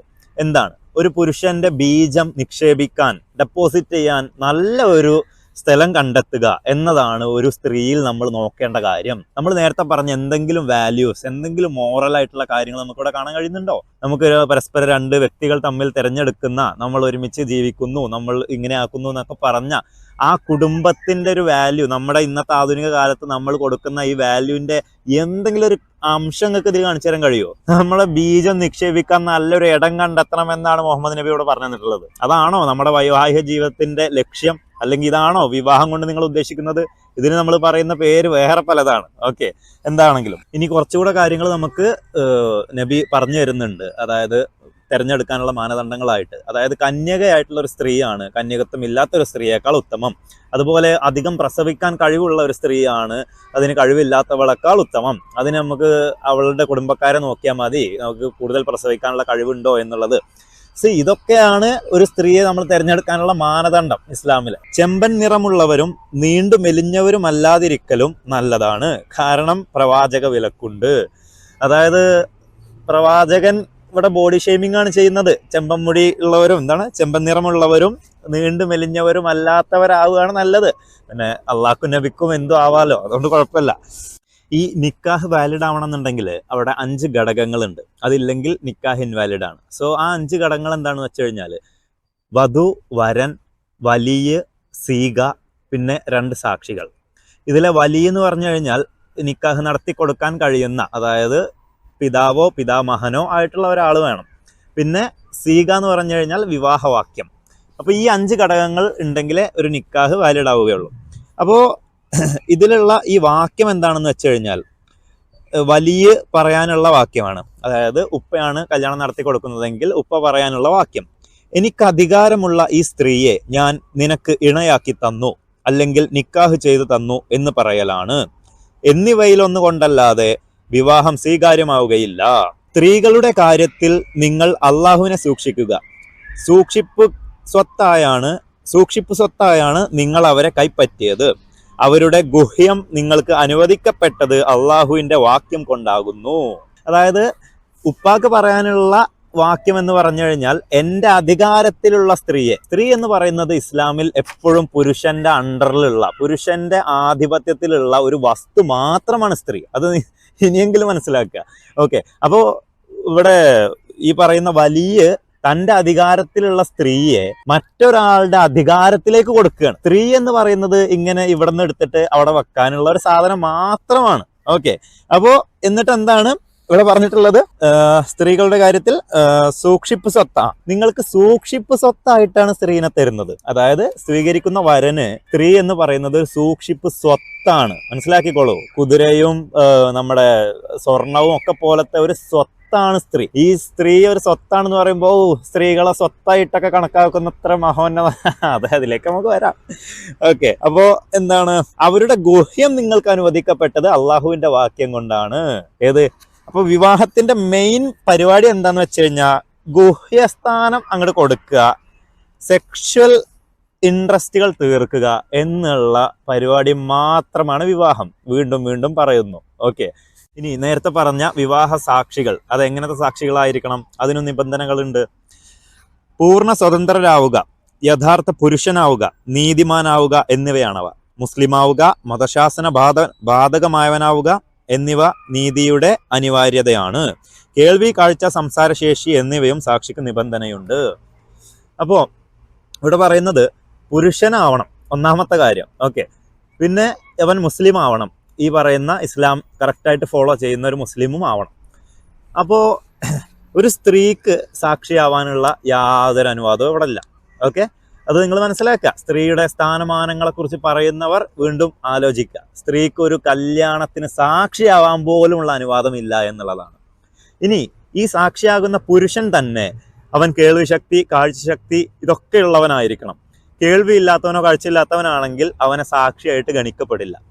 നമ്മളിപ്പോൾ ഇന്നൊരു കല്യാണം നടത്തുമ്പോൾ, നമ്മുടെ ആധുനിക ലോകത്ത് നമ്മളൊരു കല്യാണം നടത്തുമ്പോൾ കേൾവിയില്ലാത്തവനോ കാഴ്ചയില്ലാത്തവനോ കാലില്ലാത്തവനോ കൈയില്ലാത്തവനോ ആരോ ആയിക്കോട്ടെ, അവനെല്ലാം നമ്മളെപ്പോലെ തുല്യനായിട്ടുള്ള ഒരു വ്യക്തിയാണെന്നാണ് നമ്മൾ കൺസിഡർ ചെയ്യുന്നത്. നിങ്ങൾക്ക് വേണമെങ്കിൽ സെർച്ച് ചെയ്ത് നോക്കാം. നമുക്ക് മാരേജ് നടത്താനുള്ള നമുക്കുള്ള ലീഗൽ ഫോർമാലിറ്റീസ് എന്താണെന്നുള്ളതും, അതുപോലെ തന്നെ ഇത്തരം കാര്യങ്ങൾക്ക് നമുക്ക് ഈ പറയുന്ന അന്ധരായിട്ടുള്ള അല്ലെങ്കിൽ ബധിരരായിട്ടുള്ള ആളുകളെ നമുക്ക് ഈ പറയുന്ന സാക്ഷി ആയിട്ട് നിർത്താൻ കഴിയുമോ എന്നൊക്കെ നിങ്ങൾക്ക് സെർച്ച് ചെയ്ത് നോക്കാം. കാരണം അതൊക്കെ നമ്മളെപ്പോലെ തുല്യരായിട്ടുള്ള വ്യക്തികളാണ്, മനുഷ്യരാണ് അവരെന്ന് കണ്ടുകൊണ്ട് അവർക്കൊക്കെ അതിനുള്ള റൈറ്റ്സ് നമ്മളെപ്പോലെ ഉണ്ട്. അതിന് ഈ പറയുന്ന രജിസ്ട്രാർ അവർക്ക് കാര്യങ്ങൾ പറഞ്ഞു കൊടുക്കുകയും അതുപോലെ എന്താണ് അവിടെ സംഭവിക്കുന്നത് എന്നുള്ളൊരു ധാരണ അവർക്ക് ഉണ്ടായാൽ മതി. അവർക്ക് സൈൻ ചെയ്യാനുള്ള സഹായങ്ങളൊക്കെ ചെയ്തു കൊടുത്താൽ മതി. അപ്പോൾ അള്ളാഹുവിനെ സംബന്ധിച്ചിടത്തോളം ഈ രജിസ്ട്രാറെ വെക്കാനും അതുപോലെ തന്നെ കാര്യങ്ങൾ പറഞ്ഞു മനസ്സിലാക്കി കൊടുക്കാനും ഒക്കെ കഴിയും. അങ്ങനത്തെ ഒരു സംവിധാനം ഒന്നും ചെയ്തു കൊടുക്കാനുള്ളൊരു എന്താ പറയുക, ഒരു സാമാന്യ ബോധം പോലും അള്ളാഹുവിന് ഇല്ലാത്തത് കൊണ്ടാണ് ഇവിടെ കണ്ണ് കാണാത്തവനക്ക് സാക്ഷി പറയാൻ പറ്റില്ല, കേൾവി ഇല്ലാത്തവനക്ക് സാക്ഷി പറയാൻ പറ്റില്ല എന്നൊക്കെ ഈ പറഞ്ഞുകൊണ്ടിരിക്കുന്നത്. എന്നാലോചിച്ച് നോക്കൂ നിങ്ങൾ അള്ളാഹിന്റെ ഒരു ഗതികേട് എവിടെയാണ് കിടക്കുന്നത് എന്നുള്ളത്. നമ്മളൊക്കെ മനുഷ്യരാണ്. എന്ത് ഡിസബിലിറ്റി ഉള്ള ഒരാളും നമ്മളെപ്പോലെ തുല്യരാണ് എന്ന് കാണുന്ന ഒരു സൊസൈറ്റിയിലാണ് നമ്മളൊക്കെ ഇന്ന് ജീവിച്ചുകൊണ്ടിരിക്കുന്നത്. അവിടെയാണ് ഈ പറഞ്ഞ് നടക്കുന്നത് ഈ വൈകല്യമുള്ള ആളുകൾക്ക് ഇതിനൊന്നും കഴിവില്ല, അവരൊക്കെ വേറെ തന്നെ ഇതായിട്ട് നിൽക്കേണ്ടവരാണ്, യോഗ്യത ഇല്ലാത്തവരാണെന്ന്. ഇനി നിക്കാഹ് അസാധുവാണ് എന്നൊരു സ്ത്രീ വാദിച്ചാലുള്ള ഒരു നിയമ നടപടി ജസ്റ്റ് ഒന്ന് പറയാം. ഓക്കെ, നിക്കാഹ് എന്ന് പറഞ്ഞു കഴിഞ്ഞാൽ എന്താണെന്നുള്ളത് മനസ്സിലുണ്ടായിക്കോട്ടെ. ഓക്കെ, എന്നാൽ നിക്കാഹ് അസാധുവാണെന്ന് അവൾ മാത്രം അംഗീകരിച്ചാൽ ഭർത്താവ് സത്യം ചെയ്യുന്നതിന്റെ അടിസ്ഥാനത്തിൽ അവന്റെ വാദം സ്വീകരിക്കപ്പെടും. കാരണം നിക്കാഹിന്റെ സുരക്ഷിതത്വം അവന്റെ കയ്യിലാണ്. അവൾ അത് നീക്കം ചെയ്യാനാണ് ശ്രമിക്കുന്നത്. അതിനാൽ സംഭോഗത്തിന് മുമ്പായി തന്നെ അവൾ ത്വലാഖ് ചൊല്ലപ്പെട്ടാൽ അവൾക്ക് മഹർ അവകാശവും ഉണ്ടാവില്ല. ശേഷമാണെങ്കിൽ സാധാരണ മഹറും നിശ്ചയിക്കപ്പെട്ട മഹറും തമ്മിൽ കുറവ് ഏതാണോ അത് നൽകപ്പെടും. അപ്പൊ എന്താ ഇവിടെ പറയണത്? സംഭോഗം, അതായത് സെക്സ് നടക്കുന്നതിന്റെ മുമ്പായിട്ട് ത്വലാഖ് ചെയ്യുകയാണെങ്കിൽ, ഇത് വേർപ്പെടുകയാണെങ്കിൽ ഈ പറയുന്ന മഹർ പെണ്ണിന് കൊടുക്കൽ നിർബന്ധമില്ല എന്നല്ല, കൊടുക്കേ വേണ്ട. സെക്സ് കഴിഞ്ഞതിന് ശേഷമാണെങ്കിൽ നാട്ടുനടപ്പനുസരിച്ചിട്ടുള്ള മഹർ, അതും ഇവർ പറഞ്ഞ് അഗ്രി ചെയ്തിട്ടുള്ള മഹറും തമ്മിൽ ഏതാണോ കുറവ് ആ മഹർ കൊടുത്തുകൊണ്ട് പൊരുത്തപ്പെടിക്കണം എന്നാണ് പറഞ്ഞിട്ടുള്ളത്. അപ്പോൾ എന്താണ് കൂട്ടരെ, വീണ്ടും വീണ്ടും വീണ്ടും നമ്മൾ ചോദിക്കുന്നു, എന്താണ് നിക്കാഹ്? നിങ്ങളിപ്പോൾ ഈ പറയുന്ന നിക്കാഹാണെങ്കിൽ നിങ്ങൾ ഒരു കല്യാണം കഴിച്ചിട്ട് നിങ്ങൾ എന്തെങ്കിലും തരത്തിലുള്ള കാരണം കൊണ്ട് നിങ്ങൾ വേർപിരിയാണെന്ന് വെക്കുക. അങ്ങനെയാണെന്നുണ്ടെങ്കിൽ നിങ്ങൾ ഈ കൊടുത്ത മഹർ തിരിച്ചു മേടിക്കുന്നത് സെക്സ് ചെയ്തതിൻ്റെ അടിസ്ഥാനം നോക്കിയിട്ടാണോ? അതാണ് ഇസ്ലാമിലെ നിക്കാഹ് എന്ന് പറയുന്നത്. നിങ്ങൾ സെക്സ് ചെയ്തിട്ടില്ല എങ്കിൽ, നിങ്ങൾ സ്ത്രീയുടെ യോനിയിൽ പ്രവേശിച്ചിട്ടില്ല എങ്കിൽ നിങ്ങൾ ഈ പറയുന്ന മഹർ നിങ്ങൾക്ക് കൊടുക്കേണ്ട ആവശ്യമില്ല. അപ്പൊ എന്താണ് ശരിക്കും മഹർ? യോനിക്കൂലിയാണ് മഹർ എന്ന് പറയുന്നത്. സെക്സ് ചെയ്യാനുള്ള കൂലിയാണ് മഹർ എന്ന് പറയുന്നത്. പ്രോസ്റ്റിറ്റ്യൂഷൻ പ്രൈസാണ് മഹർ എന്ന് പറയുന്നത്. ഓക്കെ, നമുക്ക് ഇനിയുണ്ട്. ഇനി നമ്മൾ നേരത്തെ പറഞ്ഞ ആ 5 ഘടകങ്ങളിലെ വലിയ, അതായത് ഈ കല്യാണം നടത്തി കൊടുക്കാൻ അവകാശമുള്ളയാൾ അത്രയും കാലം കുട്ടിയെ പ്രസവിച്ച മുതൽ വളർത്തി വലുതാക്കിയ വരെ ഈ പറയുന്ന ഉമ്മക്ക് ഈ പറയുന്ന കല്യാണം ആലോചിക്കാനോ ആ കല്യാണം നടത്താനോ കല്യാണം നടക്കുന്നിടത്ത് ഉണ്ടാവാൻ പോലും ഇസ്ലാമികപരമായിട്ട് അനുവാദമില്ല എന്നുള്ളതാണ്. ഈ പറയുന്ന വലിയന്റെ ഒരു പ്രത്യേകത ഞാൻ ഒന്ന് വായിച്ചു തരാം. പ്രത്യക്ഷമായി മകളോട് ഇവർക്ക് ശത്രുതയൊന്നുമില്ലെങ്കിൽ സമ്മതം കൂടാതെ തന്നെ കന്യകയെയും സംയോഗം ചെയ്യാതെ കന്യാചർമ്മം നീങ്ങിയവളെയും വിരൽ പോലുള്ളത് കൊണ്ട് കന്യകത്വം നീങ്ങിയവൾ നിക്കാഹ് ചെയ്തു കൊടുക്കാം. പ്രായപൂർത്തിയായവളാണെങ്കിലും അല്ലെങ്കിലും ഇവളുടെ സമ്മതം നിർബന്ധമില്ല. പിതാവും പിതാമഹന്മാരും തങ്ങളുടെ മക്കളോട് സമ്പൂർണ്ണ കാരുണ്യം കാണിക്കുന്നവരായതിനാലാണത്. അപ്പൊ എന്താ ഇവിടെ പറഞ്ഞിട്ടുള്ളത്? നമ്മള് പ്രായപൂർത്തിയായ ആളാണെങ്കിലും അല്ലെങ്കിലും ഒരു കുട്ടിയെ നമുക്ക് കല്യാണം കഴിപ്പിച്ച് കൊടുക്കണമെങ്കിൽ ഒരു പിതാവിനോ പിതാമഹനോ ആ കുട്ടിയോട് സമ്മതം ചോദിക്കണ്ട, കൺസെന്റ് എന്ന് പറയുന്ന സാധനം ചോദിക്കേണ്ട ആവശ്യം പോലുമില്ല എന്നുള്ളതാണ്. മനസ്സിലാവുന്നുണ്ടോ? ഇതാണ് ഇസ്ലാമിലെ കൺസെന്റ്. ഓക്കെ, ഇനി ഒരു സ്ത്രീ ഈ പറയുന്ന കല്യാണത്തിന് അല്ലെങ്കിൽ നിക്കാഹിന് നിഷേധിച്ചാൽ, ഒരു സ്ത്രീയെ അനുയോജ്യനായ ഭർത്താവിന് നിക്കാഹ് ചെയ്തു കൊടുത്തതെന്ന് അധികാരപൂർവം നിക്കാഹ് ചെയ്തു കൊടുക്കാവുന്ന രക്ഷിതാവ് ഇക്രാർ ചെയ്താൽ മകൾ നിഷേധിച്ചാൽ പോലും അത് സ്വീകരിക്കപ്പെടും. കാരണം ഒരു കാര്യം നടപ്പാക്കാൻ അധികാരമുള്ളവന്റെ അധികാരവുമായിരിക്കും, മറ്റുള്ളവരുടേത് അങ്ങനെയല്ല. അതായത് എന്താണ്? അധികാരമാണ്. മെയിൽ ഡൊമിനിസ്റ്റിക് സൊസൈറ്റി അല്ലെങ്കിൽ ഈ പറയുന്ന മെയിൽ ഷോവനിസ്റ്റിക് എന്താ പറയാ, ഇത്രയേ ഉള്ളൂ. ഒരു പെൺകുട്ടി നമുക്ക് ഉണ്ടായി കഴിഞ്ഞാൽ നമുക്ക് ആ കുട്ടിയുടെ മേലൊരു അധികാരമുണ്ട് എന്നും, നമുക്ക് ആ കുട്ടിയെ നമുക്ക് ഇഷ്ടമുള്ള ഒരു പയ്യന് നമുക്ക് കല്യാണം കഴിച്ചു കൊടുക്കാൻ അധികാരമുണ്ട് എന്നും, അത് ആ കുട്ടി നിഷേധിക്കുകയാണെങ്കിൽ പോലും ആ നിഷേധത്തിന് യാതൊരു വിലയും അവിടെ കൽപ്പിക്കപ്പെടുന്നില്ല എന്നും, നമ്മൾ ആ കുട്ടിയുടെ ഉപ്പയായതിനാൽ അല്ലെങ്കിൽ ഞാനാണ് രക്ഷകർത്താവ് എന്ന നിലക്ക് ആ കുട്ടിയുടെ കാര്യങ്ങൾ തീരുമാനിക്കാൻ എല്ലാ തരത്തിലും അധികാരമുള്ള വ്യക്തി ഞാനാണ് എന്നതാണ് ഇവിടെ പറയുന്നത്. അത് ആ കുട്ടിക്ക് പ്രായപൂർത്തിയായോ ഇല്ലയോ എന്നുള്ളത് മാനദണ്ഡമേ അല്ല. പ്രായപൂർത്തി അല്ലാത്ത കുട്ടികളെയും കല്യാണം കഴിപ്പിച്ച് വിടാമെന്നാണ് ഒരു ഉളുപ്പില്ലാതെ അവിടെ പടച്ചോൻ പറഞ്ഞു വെച്ചിട്ടുള്ളത്. അതിനൊന്നും ഇവിടെ ആർക്കും ഒരു പ്രശ്നവുമില്ല. ഇനി പ്രായപൂർത്തി ആയ ഒരാളുടെ കൺസെന്റ് എന്ന് പറയുന്നൊരു സാധനം ഇല്ലേ, അയാൾക്ക് സമ്മതമാണോ എന്ന് നമ്മൾ അറിയേണ്ട കാര്യമില്ലേ? അതൊന്നും ചോദിക്കുക പോലും വേണ്ട എന്നുള്ളതാണ് വലിയന്റെ പ്രത്യേകത ആയിട്ട് ഇവിടെ പറഞ്ഞിട്ടുള്ളത്. ഇനി ഇവിടെ പിതാവ് പിതാമഹൻ എന്നീ വലിയുകളില്ലെങ്കിൽ അസ്വബുക്കാർ അഥവാ പാർശ്വബന്ധുക്കൾക്കാണ് വിവാഹം ചെയ്തു കൊടുക്കാൻ അധികാരം. അതായത് നമ്മുടെ കുടുംബത്തിലുള്ള മറ്റ് ആണുങ്ങൾക്ക് ഇങ്ങനെ അധികാരം പോകും. ഇതൊക്കെ നിങ്ങൾക്ക് അറിയുന്ന കാര്യമായതുകൊണ്ട് കൂടുതൽ പറയുന്നില്ല.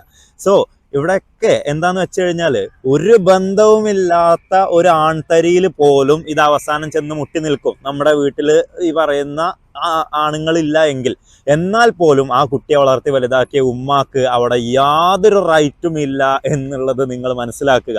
ഇസ്ലാം എന്താണെന്നുള്ളത് മനസ്സിലാക്കുക. ഇസ്ലാമിലെ സ്ത്രീ എവിടെയാണെന്നുള്ളത് മനസ്സിലാക്കുക. ഇതൊക്കെ മനസ്സിലായാലേ നമുക്ക് ഇത്തരം കാര്യങ്ങളിൽ ഒരു നിലപാടെടുക്കാനും നമ്മൾ ഈ പറയുന്നത് എന്താണെന്നുള്ളത് യുക്തിഭദ്രമായി ചിന്തിക്കാനും മനസ്സിലാക്കാനൊക്കെ കഴിയുള്ളൂ. അതല്ല നമ്മൾ ആരോടോ വിദ്വേഷം കാണിക്കുകയാണെന്ന് വിചാരിച്ചിട്ടൊന്നും കാര്യമില്ല, ഇതിലൊന്നും വിഷമം വിചാരിച്ചിട്ടും കാര്യമില്ല. ഇതൊക്കെയാണ് വസ്തുതകൾ. ഇവിടെ ഉമ്മാക്ക് യാതൊരു വിലയില്ല എന്ന് ഞാൻ വെറുതെ പറയുന്നതല്ല. ഓക്കെ, ഞാൻ ജസ്റ്റ് ഒന്ന് വായിച്ചു തരാം. എന്നെ വിവാഹം ചെയ്തു കൊടുക്കാൻ ഞാൻ നിന്നെ വക്കീലാക്കി. എൻ്റെ ഉപ്പ അല്ലെങ്കിൽ ഉമ്മ തൃപ്തിപ്പെടുന്നത് ഞാനും തൃപ്തിപ്പെട്ടു. എൻ്റെ ഉപ്പ ചെയ്യുന്നത് ഞാൻ തൃപ്തിപ്പെട്ടു എന്നൊക്കെ ഉദാഹരണം. ഉമ്മ ചെയ്യുന്നത് ഞാൻ തൃപ്തിപ്പെട്ടു എന്ന് പറ്റില്ല. കാരണം ഉമ്മ വിവാഹ ഇടപാട് നടത്തില്ല. ഉപ്പ തൃപ്തിപ്പെട്ടാൽ അല്ലെങ്കിൽ ഉമ്മ തൃപ്തിപ്പെട്ടാൽ എന്നിങ്ങനെയും പറ്റില്ല. നിബന്ധന വെച്ചത് കൊണ്ടാണത്. അതായത് ഉമ്മാന്റെ ഒരു പേര് പരാമർശിക്കാൻ പോലും എൻ്റെ ഉമ്മാൻ്റെ ഉപ്പാൻ്റെ അനുഭവത്തോടു കൂടി ഞാൻ നിക്കാഹ് കഴിക്കുന്നു എന്ന് പറയാനുള്ള ഒരു ഇതുപോലും ഒരു സ്ത്രീക്ക് അവിടെ ഇല്ല എന്നുള്ളതാണ്. അനുയോജ്യനോ അല്ലാത്തവനോ വിവാഹം ചെയ്തു കൊടുക്കാൻ സമ്മതമാരാഞ്ഞപ്പോൾ നിശബ്ദത പാലിച്ച കന്യകയെയും വിവാഹം ചെയ്തു കൊടുക്കാം. അട്ടഹസിക്കുകയോ കവിളത്തടിക്കുകയോ ചെയ്യാതെ കരഞ്ഞാലും പ്രശ്നമില്ല. അതായത് ഒരു പെൺകുട്ടിയോട് യോജ്യനോ അനുയോജ്യനോ ആയ ആരെങ്കിലും കുറിച്ചിട്ട് നമ്മളൊരു കല്യാണാലോചന, ഞാൻ ഇങ്ങനെ നിന്നെ കല്യാണം കഴിച്ചു കൊടുക്കാൻ പോവുകയാണെന്ന് പറയുമ്പോൾ ആ കുട്ടി നിശബ്ദത പാലിച്ചാൽ ആ നിശബ്ദത മൗനം സമ്മതമായിട്ടെടുക്കും. ഇനി അട്ടഹസിക്കുകയോ കവിളത്തടിച്ച് കരയുകയോ ചെയ്യാത്ത പക്ഷവും പോലും, അതായത് അവൾ കരയാണ്, സാധാരണ രീതിയിലിരുന്ന് കരയാണ്, അവൾക്ക് വിസമ്മതം അങ്ങനെയാണ് പ്രകടിപ്പിക്കുന്നത് എന്നുണ്ടെങ്കിൽ പോലും അതൊന്നും കണക്കിലെടുക്കുകയില്ല എന്നാണ് അവിടെ പറഞ്ഞിട്ടുള്ളത്. എന്താണ് നമ്മുടെ ഇസ്ലാമിലെ സ്ത്രീ അല്ലെങ്കിൽ ഇസ്ലാമിലെ കല്യാണം, നിക്കാഹ് എന്നൊന്നും അറിയാതെയാണ് നമ്മൾ ഓക്കെ പിതാവോ പിതാമഹനോ ആണ് വലിയെങ്കിലും പ്രായപൂർത്തിയായ കന്യകയോട് സമ്മതം ചോദിക്കൽ സുന്നത്തുണ്ട്. അവൾക്കൊരു മനസ്സുഖത്തിന് വേണ്ടിയാണിത്. ചെറിയ കുട്ടിയാണെങ്കിൽ സമ്മതം പരിഗണിക്കുന്നതേയില്ല. എങ്കിൽ വകതിരിവുള്ള കുട്ടിയാണെങ്കിൽ സുന്നത്താണെന്ന അഭിപ്രായവുമുണ്ട്. പിതാവും പിതാമഹന്മാരും വധു സമ്മതം നൽകിയതിന് സാക്ഷി നിർത്തലും സുന്നത്താണ്. അതായത് ചെറിയ കുട്ടിയാണെങ്കിൽ സമ്മതം ചോദിക്കേണ്ട ആവശ്യമില്ല. ഇനി പ്രായപൂർത്തിയായ ഒരു കുട്ടിയാണെന്നുണ്ടെങ്കിൽ സമ്മതം ചോദിക്കുന്നത് സുന്നത്താണ്. ഓക്കെ, ചോദിച്ചാൽ കുഴപ്പമൊന്നുമില്ല. അത് അവളുടെ ഒരു മനസ്സുഖത്തിന് വേണ്ടിയിട്ടാണ്, അല്ലാതെ വലിയ സംഭവം ഉണ്ടായിട്ടൊന്നുമല്ല. ഒരു മനസ്സുഖം, അവളോട് സമ്മതം ചോദിക്കുന്നത് അവൾക്ക് സന്തോഷമൊക്കെ അല്ലേ. ഇനിയിപ്പോൾ സമ്മതിച്ചില്ലെങ്കിലും കുഴപ്പമൊന്നുമില്ല. നമ്മൾ നേരത്തെ അവിടെ വായിച്ചു, സമ്മതം എന്ന് പറയുന്നതൊക്കെ ഇത്രയേ ഉള്ളൂ. ഇസ്ലാമിലെ സ്ത്രീയുടെ സമ്മതം. ഭ്രാന്ത്, മൂർച്ഛിച്ച കുഷ്ഠം, തീവ്രമായ വെള്ളപ്പാണ്ട് എന്നിവ വിവാഹം ദുർബലമാക്കാനുള്ള ന്യൂനതകളാണ്. അതായത് ഇത്തരം അസുഖങ്ങളൊക്കെ വരുന്നത് ഒരു വിവാഹം ദുർബലമാക്കാനുള്ള കാരണങ്ങളാണ് എന്നാണ് പറയുന്നത്. നമ്മൾ ഒരാളെ കല്യാണം കഴിച്ച് കൂടെ നിർത്തുക എന്ന് പറയുന്നത് അയാൾക്ക് എന്ത് പ്രശ്നങ്ങൾ വന്നാലും അയാളുടെ കൂടെ നിൽക്കാനും പരിപാലിക്കാനും അയാളുടെ എല്ലാ തരത്തിലുള്ള സപ്പോർട്ടൊക്കെ കൊടുത്തുകൊണ്ട് നമ്മുടെ ജീവിത പങ്കാളിയായിട്ടാണ് നമ്മൾ ഒരാളെ തിരഞ്ഞെടുക്കുന്നത്. അതല്ലാതെ അയാൾക്കൊരു പ്രശ്നം വരുമ്പോൾ അല്ലെങ്കിൽ ഒരു പ്രതിസന്ധി വരുമ്പോൾ ഒരു വെള്ളപ്പാണ്ട് വന്നു എന്ന പേരിൽ അയാളെ ഇട്ടെറിഞ്ഞ് പോകാനല്ല നമ്മൾ ഒരാളെ കല്യാണം കഴിക്കുന്നത്. ഇവിടെ എന്താണ് പറഞ്ഞിട്ടുള്ളത്? അതൊക്കെ വിവാഹം റദ്ദാക്കാനുള്ള കാരണങ്ങളാണ്. ഇത് വെറുതെ ഇവിടെ പറയുന്നതല്ല, ഇത് നബിചര്യയാണ്. നബി ഇതുപോലെ ഒരു സ്ത്രീയെ കല്യാണം കഴിക്കുകയും ആ സ്ത്രീക്ക് വാര്യലിനും ഇതിനും ഇടയിൽ ഒരു വെള്ളപ്പാണ്ട് ഉണ്ട് എന്ന് പറഞ്ഞിട്ട് ആ സ്ത്രീയെ കൊണ്ട് വീണ്ടും ഡ്രസ്സ് ഇടിയിപ്പിക്കുകയും പറഞ്ഞയക്കുകയും ചെയ്തൊരു ചരിത്രം, ഒരു ഹദീസ് വരെ ഉണ്ട്. അപ്പോൾ നബി ചെയ്തൊരു കാര്യമാണ്. ഒരു വെള്ളപ്പാണ്ടുള്ളതിൻ്റെ പേരിൽ ഒരു സ്ത്രീയെ തൊലാക്ക് ചെല്ലാനുള്ള ഒരവസ്ഥ. അപ്പോൾ നിങ്ങൾ ആലോചിച്ച് നോക്കൂ, നിങ്ങൾ ഈ ഇസ്ലാമിക ലോകത്തെ പണ്ഡിതന്മാർ പറഞ്ഞുകൊണ്ടിരിക്കുന്നത് നബി ഭാര്യമാരെ കല്യാണം കഴിച്ചിട്ടുള്ളത് സംരക്ഷിക്കാനും ഭയങ്കരമായിട്ടുള്ള പ്രൊട്ടക്ഷൻ കൊടുക്കാനും വേണ്ടിയിട്ടാണെന്നല്ലേ? അങ്ങനെയാണെങ്കിൽ ഈ വെള്ളപ്പാണ്ട് എന്തിനാണ് സംരക്ഷണത്തിന് ഒരു തടസ്സമാവുന്നത്? എവിടെയാണ് തടസ്സമാവുന്നത്? വെള്ളപ്പാണ്ട് തടസ്സമാവുന്നത് സംരക്ഷണത്തിനല്ല. അത് എന്തിനാണ് തടസ്സമാവുന്നുള്ളത് നിങ്ങളൊന്ന് ആലോചിച്ച് നോക്കൂ. ഇനി വിവാഹം ദുർബലമാകുന്നവ: യോനിയിൽ മാംസമോ അസ്ഥിയോ തിങ്ങുക, ലിംഗം മുറിഞ്ഞു പോവുകയോ അതിൻ്റെ ഉദ്ധാരണശേഷി നഷ്ടപ്പെടുകയോ ചെയ്യുക തുടങ്ങിയവ വിവാഹബന്ധം ദുർബലപ്പെടുത്താൻ അനുവദിക്കുന്ന ന്യൂനതകളാണ്. അതുകൊണ്ട് ഭാര്യ ഭർത്താക്കളിൽ ഓരോരുത്തർക്കും പ്രസ്തുത ന്യൂനതകൾ അവരനിൽ കണ്ടാൽ ഉടനെ വിവാഹബന്ധം ദുർബലപ്പെടുത്താവുന്നതാണ്. ദുർബലപ്പെടുത്തൽ ന്യായാധിപന്റെ സന്നിധിയിൽ വെച്ചാവൽ നിബന്ധനയുണ്ട്. ഇത് അള്ളാഹുവിൻ്റെയും റസൂലിൻ്റെയും നിയമമാണ്, അവരുടെ അഭിപ്രായമാണ്. കാലാകാലത്തേക്കുള്ള മനുഷ്യർക്ക് പറഞ്ഞു കൊടുത്തിട്ടുള്ള ശാസനയാണ് ഈ പറഞ്ഞിട്ടുള്ളത്. നമ്മുടെ ലിംഗത്തിനോ അല്ലെങ്കിൽ സ്ത്രീയുടെ യോനിക്കോ എന്തെങ്കിലും പ്രശ്നമുണ്ടെന്ന് നമ്മൾ കണ്ടു കഴിഞ്ഞാൽ, കല്യാണത്തിന് ശേഷം കണ്ടു കഴിഞ്ഞാൽ, നമ്മളപ്പോൾ ആ വിവാഹബന്ധം അവിടെ ഉപേക്ഷിക്കാനുള്ള ഒരു അനുമതി അല്ലെങ്കിൽ ഒരു വലിയ കാരണമാണ് ഈ പറഞ്ഞിട്ടുള്ളത്. എന്നാൽ നമ്മുടെ ഇന്നത്തെ മൊറാലിറ്റി അനുസരിച്ച് നമ്മളൊരു ദാമ്പത്യ ജീവിതം എന്ന് പറയുമ്പോൾ നമ്മൾ ഈ പറഞ്ഞ എന്ത് തരത്തിലുള്ള പ്രശ്നങ്ങളുണ്ടെങ്കിലും, എന്ത് വൈകല്യങ്ങളോ അല്ലെങ്കിൽ ഈ പറയുന്ന രോഗങ്ങളോ അസുഖങ്ങളോ ഒക്കെ തന്നെ വന്നാൽ പോലും അതൊക്കെ അയാളെ നമ്മൾ കൂടെ നിർത്തുകയും ശുശ്രൂഷിക്കുകയും പരിപാലിക്കുകയും അയാളെ സ്നേഹത്തോടെ നമ്മളെ കൂടെ നിർത്തിക്കൊണ്ട് നമ്മൾ കഴിച്ചു കൂട്ടുന്നതാണ് നമ്മൾ ഈ പറയുന്ന ഒരു ബന്ധം അല്ലെങ്കിൽ റിലേഷൻഷിപ്പ്, ഈ പറയുന്ന മാരേജ് എന്നൊക്കെ പറയുന്നതിലൂടെ നമ്മൾ ഉദ്ദേശിക്കുന്നത്. പക്ഷേ അള്ളാഹുവിനെയും റസൂലിനെയും സംബന്ധിച്ചിടത്തോളം, ഇസ്ലാമിനെ സംബന്ധിച്ചിടത്തോളം അവിടെ ഏറ്റവും പ്രാധാന്യം കൽപ്പിക്കുന്ന കാര്യം, വിവാഹം എന്നതിൽ ഏറ്റവും പ്രാധാന്യം കൽപ്പിക്കുന്ന കാര്യം സെക്സ് എന്ന് പറയുന്ന നമ്മുടെ നിക്കാഹ് എന്ന് പറയുന്ന വാക്കിൻ്റെ അർത്ഥം ഫക്ക് എന്ന് പറയുന്ന ഒരു കാര്യത്തിനായതുകൊണ്ട് തന്നെ ആ കാര്യത്തെ തടസ്സപ്പെടുത്തുന്ന എന്തെങ്കിലും ഈ പറഞ്ഞ പോലത്തെ ലിംഗത്തിന് പ്രശ്നം വരുന്നതോ യോനിക്ക് പ്രശ്നം വരുന്നതോ ആയിട്ടുള്ള കാര്യങ്ങൾ വന്നാൽ അവിടെ ആ കല്യാണം തന്നെ റദ്ദ് ചെയ്യാനുള്ള വലിയ തരത്തിലുള്ള അവകാശങ്ങളാണ് ഇവിടെ അള്ളാഹ് നമുക്ക് പറഞ്ഞിരുന്നത്. അപ്പോൾ നിങ്ങൾ ആലോചിച്ച് നോക്കൂ, എത്ര എത്ര വ്യത്യസ്തമായിട്ടുള്ള മൊറാലിറ്റിയിലാണ് നമ്മൾ ഇന്ന് ജീവിക്കുന്നത് എന്നും അവരുടെ ഈ പറയുന്ന ഗ്രന്ഥങ്ങളുടെ മൊറാലിറ്റി എവിടെയാണ് കിടക്കുന്നത് എന്നും നിങ്ങൾ ആലോചിച്ച് നോക്കൂ. അപ്പോൾ ഇതൊക്കെ വസ്തുതകളാണ്. സോ ഇതൊന്നും നമ്മൾ അറിയാതെ നമ്മൾ നിക്കാഹ് എന്ന് കൈ പിടിച്ചുകൊണ്ട് നടന്നിട്ട് കാര്യമില്ല. നമ്മൾ ഇതൊക്കെ തിരിച്ചറിയണം. ഇനി നേരത്തെ പറഞ്ഞ മഹർ കൊടുക്കുക എന്ന് പറഞ്ഞാൽ യോനിയുടെ കൂലി കൊടുക്കുക എന്ന് പറഞ്ഞത് വെറുതെ പറഞ്ഞതല്ല. ഞാൻ അതിനും തെളിവ് തരാം. സ്വതക്ക് നിക്കാഹ് കൊണ്ടോ സംയോഗം കൊണ്ടോ നിർബന്ധമാക്കുന്നതാണ് സ്വതക്ക്, വിവാഹമൂല്യം അഥവാ മഹർ. കേട്ടില്ലേ? ഇനി മഹർ 500 ദിർഹത്തിനേക്കാൾ വർദ്ധിക്കാതിരിക്കലും ശുദ്ധമായ 10 ദിർഹമിനേക്കാൾ കുറയാതിരിക്കലും സുന്നത്താണ്. നബിയുടെ പെൺമക്കൾക്ക് ലഭിച്ച മഹർ 500 ദിർഹമായിരുന്നു. നിക്കാഹ് നടപടിയിൽ മഹർ പറയാതിരിക്കൽ കറാഹത്താണ്. പറയൽ ചിലപ്പോൾ നിർബന്ധമാകും. സ്ത്രീ സാമ്പത്തിക ഇടപാടുകൾ കൈകാര്യം ചെയ്യാൻ യോഗ്യതയില്ലാത്തവളാകുന്നതാണ് ഉദാഹരണം. സ്ത്രീയുടെ പൊസിഷൻ ഇടയ്ക്കിടയ്ക്കൊന്ന് ഓർമ്മിപ്പിക്കുന്നത് മാത്രം. വിലയാകുന്നതെല്ലാം അത് എത്ര കുറഞ്ഞതായാലും മഹറാവുന്നതാണ്. കുറഞ്ഞ മൂല്യമുള്ളതും ദാമ്പത്യ സുഖാസ്വാദനത്തിൻ്റെ പ്രതിഫലവുമായതിനാലാണ് അതിൻ്റെ കാരണം. അതായത് ദാമ്പത്യത്തിൻ്റെ സുഖാസ്വാദനം എടുക്കുന്നു എന്നതുകൊണ്ട് എത്ര കുറഞ്ഞ സാധനമായാലും നമുക്ക് അതിന് പകരമായിട്ട് കൊടുക്കാം. അപ്പം എന്താണ് മഹർ? സുഖമെടുക്കുന്നതിൻ്റെ കൂലിയാണ് മഹർ. വളരെ കൃത്യമല്ലേ? ഇനി ഇതാ, ഈത്തപ്പഴക്കുരു, ചരക്കല്ല്, വഴുതനങ്ങ ഞെട്ടി തന്നെ കുറിച്ചുള്ള വ്യഭിചാരാരോപണ ശിക്ഷയിൽ നിന്ന് ഒഴിവാക്കി കൊടുക്കാൻ തുടങ്ങിയ മൂല്യങ്ങൾ കൽപ്പിക്കപ്പെടാത്ത പ്രതിഫലങ്ങൾ മഹറായി നിശ്ചയിക്കൽ അസാധുവാകുന്നു. പ്രതിഫലമാകാൻ പര്യാപ്തമല്ലാത്തതാണ് എന്നാണ് കാരണം. അതായത് ചക്കക്കുരുവും മാങ്ങൻ്റെ ഒന്നും കൊടുക്കാൻ പറ്റില്ല, കാരണം അതിനൊന്നും ഒരു മൂല്യവുമില്ലാത്ത സാധനമാണ്. മൂല്യമുള്ള എന്ത് കുറഞ്ഞ സാധനമാണെങ്കിലും അതിന് ചെറിയ മൂല്യമുണ്ടെങ്കിൽ പോലും അത് പെണ്ണിൻ്റെ ഈ പറയുന്ന സുഖാസ്വാദനത്തിനുള്ള പണമായിട്ട് നമുക്ക് കൊടുക്കാം, മഹറായിട്ട്. അതാണ് മഹർ എന്ന് പറഞ്ഞാൽ, അതായത് യോനിക്കൂലി.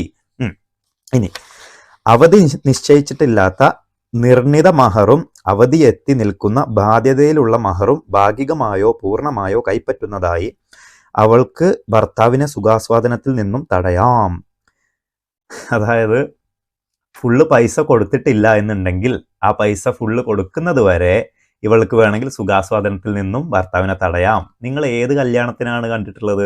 കല്യാണം കഴിച്ചിട്ട് ഈ പറയുന്ന ഫുള്ള് പൈസയും ഫുള്ള് മഹറും തരുന്നവരെ ഭർത്താവിനെ ലൈംഗികമായിട്ട് സുഖാസ്വാദനം എടുക്കാൻ സമ്മതിക്കാതിരിക്കുന്ന ഭാര്യനെ. അത് കല്യാണമാണോ വ്യഭിചാരമാണോ പണം കൊടുത്തിട്ടുള്ളത് എന്നുള്ളത് നിങ്ങൾ വിലയിരുത്തിയാൽ മതി. ഇതൊക്കെ സാമാന്യ ബോധമുള്ളവർക്ക് മനസ്സിലാവുന്ന കാര്യമാണ്. ഓക്കെ, എന്തായാലും പ്രായമാകാത്ത കുട്ടിയുടെയും ഭ്രാന്തിയുടെയും രക്ഷാധികാരിക്കും അടിമ സ്ത്രീയുടെ യജമാനനും അപ്രകാരം ചെയ്യാവുന്നതാണ്. സുഖാസ്വാദനത്തിനായി ഭർത്താവ് തൻ്റെ ശരീരത്തെ അനുവദിച്ചു കൊടുത്തതിന് തൊട്ടു മുമ്പ് മഹറിൻ്റെ നിശ്ചിത അവധി എത്തിയാൽ പോലും ഭർത്താവിന് സുഖാസ്വാദനത്തിന് അനുവദിക്കേണ്ടതാണ്. പ്രായപൂർത്തിയും ബുദ്ധിയുമുള്ള സ്ത്രീ യഥേഷ്ടം അനുസരണയോടെ സംഭോഗത്തിന് അനുവദിച്ചാൽ സുഖാസ്വാദനത്തിന് അനുവദിക്കാതെ മഹർ വസൂലാക്കാനുള്ള അവളുടെ അവകാശം നഷ്ടമാകും. അപ്പൊ എന്താണ് കൂട്ടരെ മഹർ? എന്താണ്? എന്താ നമ്മൾ മഹർ എന്നൊക്കെ പറയുമ്പോൾ, അല്ലെങ്കിൽ നിക്കാഹ് കഴിക്കുന്നു, മഹർ കൊടുക്കുന്നു, പെണ്ണിനുള്ള പദവി അല്ലെങ്കിൽ പെണ്ണിനുള്ള സമ്മാനം, പെണ്ണിന് അത്രയും നമ്മൾ സ്ത്രീകളെ ആദരിക്കുന്നു, സ്ത്രീകൾക്ക് അങ്ങോട്ട് ധനം കൊടുത്തിട്ടാണ് നമ്മൾ സ്ത്രീകളെ കൊണ്ടുവരുന്നത് എന്നൊക്കെ പറയുമ്പോൾ ഒരു ലേശം നമ്മൾ ഇതിലും നല്ലത് നമ്മളിപ്പോൾ ഓത്തിനും പശുവിനൊക്കെ പൈസ കൊടുത്ത് മേടിച്ചുകൊണ്ടിരുന്നതാണ്. കാരണം അവർക്ക് സ്ത്രീകളെക്കാൾ വിലയുണ്ട്, ഇസ്ലാമിലെ സ്ത്രീനേക്കാൾ വിലയുണ്ട് നമ്മൾ പൈസ കൊടുത്ത് കൊണ്ടുവരുന്ന പോത്തിന്. ഇതാണ് അവസ്ഥ. ഈ സ്ത്രീകളുടെ യോനിയിൽ നിന്നും നമുക്ക് സുഖം എടുക്കാൻ കഴിഞ്ഞിട്ടില്ലെങ്കിൽ നമ്മൾ അവർക്ക് പൈസ കൊടുക്കണമെന്നില്ല. അതാണ് നിക്കാഹ്. ഇനി നമ്മൾ സുഖം എടുത്തു കഴിഞ്ഞാൽ അവർക്ക് പൈസ കൊടുക്കണം. നമ്മളവർക്ക് ഫുള്ള് പൈസ കൊടുക്കുന്നത് വരെ നമ്മൾ ഇടവേളക്ക് ഇതാക്കുകയാണ്, ബ്രേക്ക് ചെയ്യുകയാണ്, EMI ആയിട്ട് നടക്കണമെന്നുണ്ടെങ്കിൽ അവർക്ക് വേണമെങ്കിൽ നമുക്ക് സുഖം തരൽ നിർത്തിവെക്കാം. ഫുള്ള് പൈസ കിട്ടിയ ശേഷമേ അവർക്ക് സുഖം തരേണ്ട ആവശ്യമുള്ളൂ സ്ത്രീകൾക്ക്. എന്താ ചെയ്യാ? ഇനി ഇത് ശ്രദ്ധിച്ച് കേട്ടോളൂ.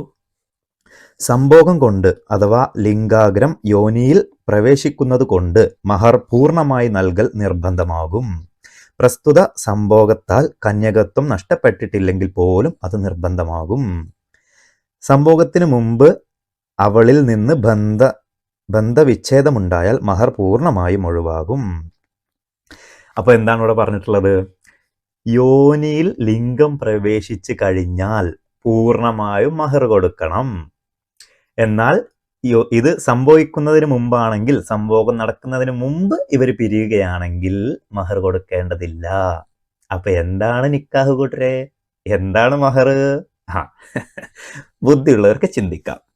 ഇനി നമ്മുടെ വിവാഹത്തിലുള്ള വിഹിതം പിണക്കം എന്ന വിഷയത്തിൽ ഒന്നിലധികം ഭാര്യമാരുള്ള വ്യക്തി നറുക്കിട്ടുകൊണ്ടോ മറ്റോ ഒരു ഭാര്യയുടെ അടുത്ത് താമസിച്ചാൽ അത്രയും സമയം മറ്റുള്ള ഭാര്യമാർക്കും പങ്കുവെക്കൽ കസ്മ് നിർബന്ധമാണ്. അടിമ സ്ത്രീകൾക്കിടയിൽ ദിവസങ്ങൾ തുല്യമായി വിഭജിച്ചു നൽകൽ നിർബന്ധമില്ല. അടിമയുടെയും ഭാര്യയുടെയും ഇടയിൽ കസ്മ് നിർബന്ധമില്ല. അതായത് 4 ഭാര്യമാരുള്ള ഒരാളാണെങ്കിൽ ഒരു ഭാര്യൻ്റെ അടുത്ത് സമയം ചെലവഴിക്കുകയാണെങ്കിൽ അതേ സമയം മറ്റ് ഭാര്യമാർക്കും തുല്യമായി പങ്കിട്ട് കൊടുക്കണം എന്ന ഒരു നിയമമാണ് ഈ പറയുന്നത്. ഓക്കെ, പക്ഷെ അത് അടിമസ്ത്രീയുടെ കാര്യത്തിലാണെങ്കിൽ അങ്ങനെ ഒരു നിയമമില്ല. അടിമസ്ത്രീയെ നമുക്ക് എപ്പോൾ വേണമെങ്കിലും പോയി പരിപാടി നടത്താം. അതല്ലാതെ അവൾക്ക് തുല്യമായിട്ടൊന്നും കൊടുക്കണമെന്നൊന്നുമില്ല. അടിമത്തം ഇസ്ലാമിൽ നിരോധിച്ചു എന്ന് പറയുന്ന ആൾക്കാരുടെ ബുക്കാണ് നമ്മളിപ്പോൾ വായിച്ചുകൊണ്ടിരിക്കുന്നത്. അടിമസ്ത്രീക്ക് അങ്ങനെ പ്രത്യേകിച്ച് സമയമൊന്നും കൊടുക്കണ്ട, ഒക്കെ നമ്മുടെ ഇഷ്ടത്തിന് ചെയ്യാമെന്നാണ് പറഞ്ഞിട്ടുള്ളത്. ഓക്കെ, എന്താണെങ്കിലും സംഭോഗത്തിന് പ്രായമാവാത്ത ബാലികക്കും ഭർത്താവിനെ അനുസരിക്കാത്ത സ്ത്രീക്കും കസ്മ് ആവശ്യമില്ല. അതായത് സെക്സ് ചെയ്യാൻ പ്രായമാവാത്ത കുട്ടിക്കും ഭർത്താവിനെ അനുസരിക്കാത്ത സ്ത്രീക്കും കസ്മ് ആവശ്യമില്ല. അതായത് വിഹിതം കൊടുക്കേണ്ട കാര്യമില്ല, അവരെ മര്യാദക്ക് പരിപാലിക്കേണ്ട കാര്യമില്ല. ഓക്കെ, അപ്പോൾ ഭർത്താവിൻ്റെ സമ്മതമില്ലാതെ വീട്ടിൽ നിന്ന് പുറത്തു പോവുക, സുഖാസ്വാദനത്തിന് അനുമതി നൽകാതിരിക്കുക, ഭർത്താവിനെ പുറത്താക്കി കഥ കടക്കുക തുടങ്ങിയവ ഭർത്താവിനോടുള്ള അനുസരണക്കേട് ഉദാഹരണങ്ങളാണ്. അപ്പൊ നേരത്തെ പറഞ്ഞ ഭർത്താവിനെ അനുസരിക്കാത്ത സ്ത്രീ എന്ന് പറഞ്ഞാൽ എന്താണ്? ഭർത്താവിന് സുഖമെടുക്കാൻ അനുവദിക്കാത്തവളും ഭർത്താവിനോട് ചൂടാവുന്നവളും ഭർത്താവിനെ കഥ കടച്ച് പുറത്താക്കുന്നവളൊക്കെ ആയിട്ടുള്ള സ്ത്രീക്ക് ഇതൊന്നും കൊടുക്കേണ്ട കാര്യമില്ല, അവളെ പരിപാലിക്കേണ്ട കാര്യമില്ല എന്നാണ് പറഞ്ഞിട്ടുള്ളത്. ഇതൊക്കെ വിവാഹത്തിനെ കുറിച്ചാണ് നമ്മൾ സംസാരിച്ചുകൊണ്ടിരിക്കുന്നത് കേട്ടോ, അത് മറന്നു പോകരുത്. ഓക്കെ, ഭർത്താവിൻ്റെ അനുമതിയുണ്ടെങ്കിൽ പോലും തൻ്റെ ആവശ്യത്തിന് ഏകയായി യാത്ര ചെയ്ത സ്ത്രീയുടെ വിധിയും ഇപ്രകാരമാണ്. അവൾക്ക് ചെലവ് നൽകലും കസ്മ് ഭർത്താവിന് നിർബന്ധമില്ല. അതായത് ഒരു സ്ത്രീ മഹ്റമില്ലാതെ തനിച്ചൊറ്റക്ക് അവളുടെ ആവശ്യത്തിന് പോയാൽ പോലും, വ്യക്തമായി എഴുതിയിട്ടുണ്ട്, അവളുടെ ആവശ്യത്തിന് പുറത്ത് ഒറ്റക്ക് പോയാൽ പോലും ഭർത്താവിന് അവൾക്ക് ചെലവ് കൊടുക്കേണ്ട ആവശ്യമില്ല. അതൊക്കെ ഇനി ഭാര്യമാരിൽ ഒരാൾ വ്യഭിചരിച്ചതായി തെളിഞ്ഞാൽ അവളുടെ കസ്മിനെയും മറ്റ് അവകാശങ്ങളെയും തടയൽ ഭർത്താവിന് അനുവദനീയമാണ്. തൻ്റെ ശയ്യ മലിനമാക്കി, ശയ്യ എന്ന് പറഞ്ഞാൽ ഭാര്യ എന്ന ശയ്യോപകരണം മറ്റൊരാളെ ഉപയോഗിച്ച് മലിനമാക്കിയെന്ന് വിവക്ഷ. മലിനമാക്കിയെന്നതിനാലാണ് അവകാശ നിഷേധങ്ങൾ എന്ന് റുയാനി ഉദ്ദേശിക്കുന്നു എന്ന് വ്യക്തമാണ്. അതായത് ഭാര്യ വേറൊരാളുമായിട്ട് വ്യഭിചാരത്തിൽ ഏർപ്പെട്ടു എന്നറിഞ്ഞാൽ അവൾക്ക് ചെലവിന് കൊടുക്കണ്ട, അവൾക്ക് വീതം കൊടുക്കണ്ട, പിന്നെ അവളുമായിട്ട് സമയം ചെലവഴിക്കണ്ട, അങ്ങനത്തെ അവൾക്കുള്ള എല്ലാ അനുവാദങ്ങളും അവിടെ ഇതാക്കപ്പെടുകയാണ്. കാരണം എന്താണ്? ഭാര്യ എന്ന ശയ്യോപകരണം മറ്റൊരാളെ ഉപയോഗിച്ച് മലിനമാക്കിയെന്ന വിവക്ഷ. അപ്പോൾ ഭാര്യ എന്താണ്? നമ്മുടെ ശയ്യോപകരണമാണ്, ഒരു പുരുഷന്റെ ഉപകരണമാണ് ഭാര്യ എന്ന് പറയുന്നത്. ഈ ഭർത്താവിന്, ഇതേ ഭർത്താവിന് ഇവിടെ തൊട്ട് മുന്നപ്പോൾ നമ്മൾ വായിച്ചു, 4 ഭാര്യമാരുണ്ടെങ്കിൽ ഇങ്ങനെ നറുക്കിട്ടുകൊണ്ട് ഓരോ ദിവസം ഓരോ ഭാര്യമാരുടെ അടുത്ത് പോവാം. അത് വ്യഭിചാരമല്ല, അത് അവൻ അനുവദിക്കപ്പെട്ടതാണ് അള്ളാന്റെ അടുത്ത് നിന്ന്. നേരെ മറിച്ച് ഈ ഭാര്യയോ ഒരു ദിവസം ഒരു ഭർത്താവിനെ കിട്ടിയാൽ 4 ഭാര്യമാരുള്ള ആളാണെങ്കിൽ പിന്നെ അടുത്ത 3 ദിവസം കഴിയണം ഈ ഭാര്യക്ക് ഈ ഭർത്താവിനെ കിട്ടണമെന്നുണ്ടെങ്കിൽ. അപ്പൊ ഭാര്യ ചെയ്താൽ അത് വ്യഭിചാരവും പുരുഷൻ ചെയ്താൽ അത് വലിയ മഹത്തായിട്ടുള്ള കാര്യമാണ്. അപ്പൊ ഇസ്ലാമിന്റെ ഈ പറയുന്ന പുരുഷ മേധാവിത്വ സ്വഭാവമുള്ള ഈ ഒരു എന്തായാലും ചിന്തിക്കുന്നവർക്ക് കിട്ടും. ഇനി പിണക്കം. നല്ല സ്വഭാവത്തോടെ പെരുമാറിയവൾ മുഖം തിരിച്ചു കളയുക, മുഖപ്രസന്നതയോടെ സമീപിച്ചവൾ മുഖം ചുളിച്ചു കളയുക, മൃദുലമായി സംസാരിച്ചവൾ പരുഷമായി സംസാരിക്കുക, തുടങ്ങിയ പിണക്കത്തിന്റെ അടയാളങ്ങൾ ഭാര്യയുടെ ഭാഗത്തു നിന്നും പ്രകടമാകുന്ന പക്ഷം ഭർത്താവിന് ഭാര്യയെ ഉപദേശിക്കൽ സുന്നത്താണ്. പിണക്കമുണ്ടാകുമെന്ന് ഭയന്നാലാണ് അവളെ ഉപദേശിക്കുന്നത്. പിണക്കമുണ്ടായെന്നുറപ്പായാൽ ഉപദേശിക്കുന്നതോടൊപ്പം വേണമെങ്കിൽ അവളുടെ കൂടെയുള്ള ശയനം ഉപേക്ഷിക്കുകയും ചെയ്യാം. എന്നാൽ അവളോട് സംസാരം ഒഴിവാക്കൽ കറാഹത്താണ്. ഇത് നമുക്ക് ഓൾറെഡി അറിയാവുന്ന സാധനമാണ്. ഓക്കെ, ഭാര്യയെ അനുസരണക്കേട് കാണിക്കുമെന്ന് ഭയന്നാൽ അവളെ അകറ്റി നിർത്തുക, അവളോട് ഇതാക്കാതിരിക്കുക, സംസാരിക്കാതിരിക്കുക, കിടപ്പറയിൽ നിന്നും അകറ്റി കിടത്തുക. ഇനി പറയുന്നത്, അടി ഫലവത്താകുമെന്ന് ബോധ്യമുണ്ടെങ്കിൽ മുഖവും മർമ്മവുമല്ലാത്ത സ്ഥലങ്ങളിൽ മാരകമല്ലാത്ത രീതിയിലും രക്തമൊലിക്കാത്ത നിലയിലും അവളെ അടിക്കാവുന്നതാണ്. അനുസരണക്കേടുണ്ടായാൽ ഫലപ്രദമാണെന്ന് തോന്നുവാണെങ്കിൽ മേൽവിധം അടിക്കൽ അനുവദനീയമാണെന്ന് ഉദ്ദേശം. ഓക്കെ, അപ്പോൾ വടിയോ ചാട്ടവാറോ ഉപയോഗിക്കാം. കൈ, ടവൽ എന്നിവ കൊണ്ട് മാത്രമേ അടിക്കാൻ പാടുള്ളൂ എന്നാണ് റുയാനി ഇമാം ഉദ്ധരിച്ചിട്ടുള്ള അഭിപ്രായം. ഒരു തവണ പിണക്കമുണ്ടായാൽ പോലും അടിക്കാവുന്നതാണ്. പിണക്കം കാരണം അവൾക്ക് വീതിച്ചു നൽകിയ അവകാശം നഷ്ടമാകുന്നതാണ്. അവളുടെ ആവശ്യത്തിനാണെങ്കിൽ പോലും ഭർത്താവിന്റെ വീട്ടിലേക്കുള്ള ക്ഷണം നിരസിച്ചാൽ പിണക്കത്തിന്റെ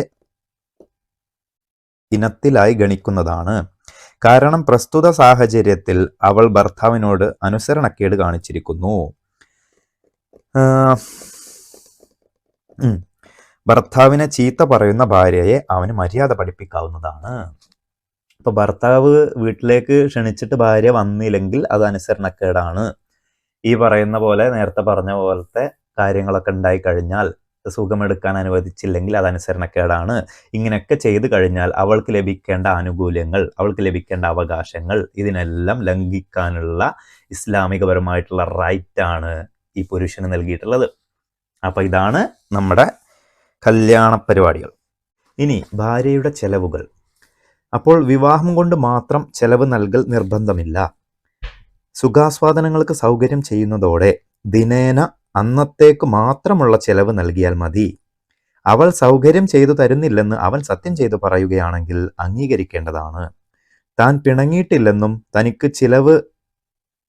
എനിക്ക് ചിലവ് നൽകുന്നില്ലെന്നും അവൾ സത്യം ചെയ്തു പറയുകയാണെങ്കിലും അംഗീകരിക്കണം. സുഖാസ്വാദനത്തിന് പാകത എത്തിയ സ്ത്രീ ഭർത്താവിന് അപൂർണയായി മാത്രം സൗകര്യം ചെയ്താലും ചെലവ് നിർബന്ധമാണ്. അവൻ സംയോഗത്തിന് കഴിവില്ലാത്ത കുട്ടിയാണെങ്കിൽ പോലും അവളുടെ ഭാഗത്തു നിന്ന് പ്രതിബന്ധമുണ്ടായിട്ടില്ല എന്നതാണ് കാരണം. അപ്പോൾ എന്താണ് ഇവിടെ ചെലവ് കൊടുക്കുന്നത്? നമ്മൾ കല്യാണം കഴിച്ചു എന്ന പേരിൽ മാത്രം ചെലവ് കൊടുക്കൽ നിർബന്ധമില്ല എന്നാണ് ഇവിടെ പറഞ്ഞിട്ടുള്ളത്. നമ്മുടെ സുഖാസ്വാദനം എടുക്കാൻ സൗകര്യം ചെയ്യുന്നതോടെ ദിവസം ദിവസം പൈസ കൊടുത്താൽ മതി, മഹർ കൊടുത്താൽ മതി. അപ്പൊ ഇതിന്റെ പേരെന്താ? ദിവസം ദിവസം പൈസ കൊടുത്തിട്ട് നമ്മൾ സുഖം എടുക്കണതിന്റെ പേര് കല്യാണം എന്നാണോ? ഓക്കെ. ഇനി അതേപോലെ തന്നെ സ്ത്രീ പറയുകയാണ്, ഞാൻ ഈ പറഞ്ഞ, അതായത് എനിക്ക് പൈസ കിട്ടണില്ല, എൻ്റെ ചെലവുകൾക്കുള്ള പൈസ കിട്ടണില്ല, ഞാൻ സുഖാസ്വാദനം കൊടുക്കുന്നുണ്ട് എന്ന് പറയുകയാണെങ്കിൽ അതും അംഗീകരിക്കണം. അപ്പോൾ ഇതൊക്കെ അന്നത്തെ കാലത്തിൻ്റെ മൊറാലിറ്റിയാണ് നമ്മൾ സംസാരിച്ചുകൊണ്ടിരിക്കുന്നത്, അല്ലാതെ അവരുടെ പ്രശ്നമൊന്നുമല്ല. അന്നത്തെ ആളുകൾ അങ്ങനെയൊക്കെ ആയിരുന്നു. അന്നത്തെ സ്ത്രീകൾ എന്ന് പറയുന്നത് ഈ പറയുന്ന കാരക്കും ഒരു പിടി ഗോതമ്പിനും വേണ്ടി സ്വന്തം ശരീരം വിറ്റ് പൈസ കിട്ടാൻ വേണ്ടി ശ്രമിച്ചിരുന്ന അന്നത്തെ സ്ത്രീകളുടെ മൊറാലിറ്റി അത്രേ ഉണ്ടായിരുന്നുള്ളൂ. അതിന് അവരെ കുറ്റം പറഞ്ഞിട്ട് കാര്യമില്ല. പക്ഷേ ഇതാണ് ഉത്തമമായ മനുഷ്യർക്കുള്ള ജീവിത മാർഗം എന്ന് പറഞ്ഞു പഠിപ്പിക്കുമ്പോൾ, ഇതാണ് നമ്മൾ പാലിക്കേണ്ട നിക്കാഹ എന്ന് പറഞ്ഞു പഠിപ്പിക്കുമ്പോൾ ഇച്ചിരി പാടുപെടും. ഇതൊക്കെ നമ്മൾ ചെയ്യണം എന്നുണ്ടെങ്കിൽ, അത്രേ ഉള്ളൂ. അപ്പൊ ഇതൊക്കെ നമ്മൾ തുറന്നു പറയാതിരിക്കാൻ പറ്റാത്തതുകൊണ്ടാണ്.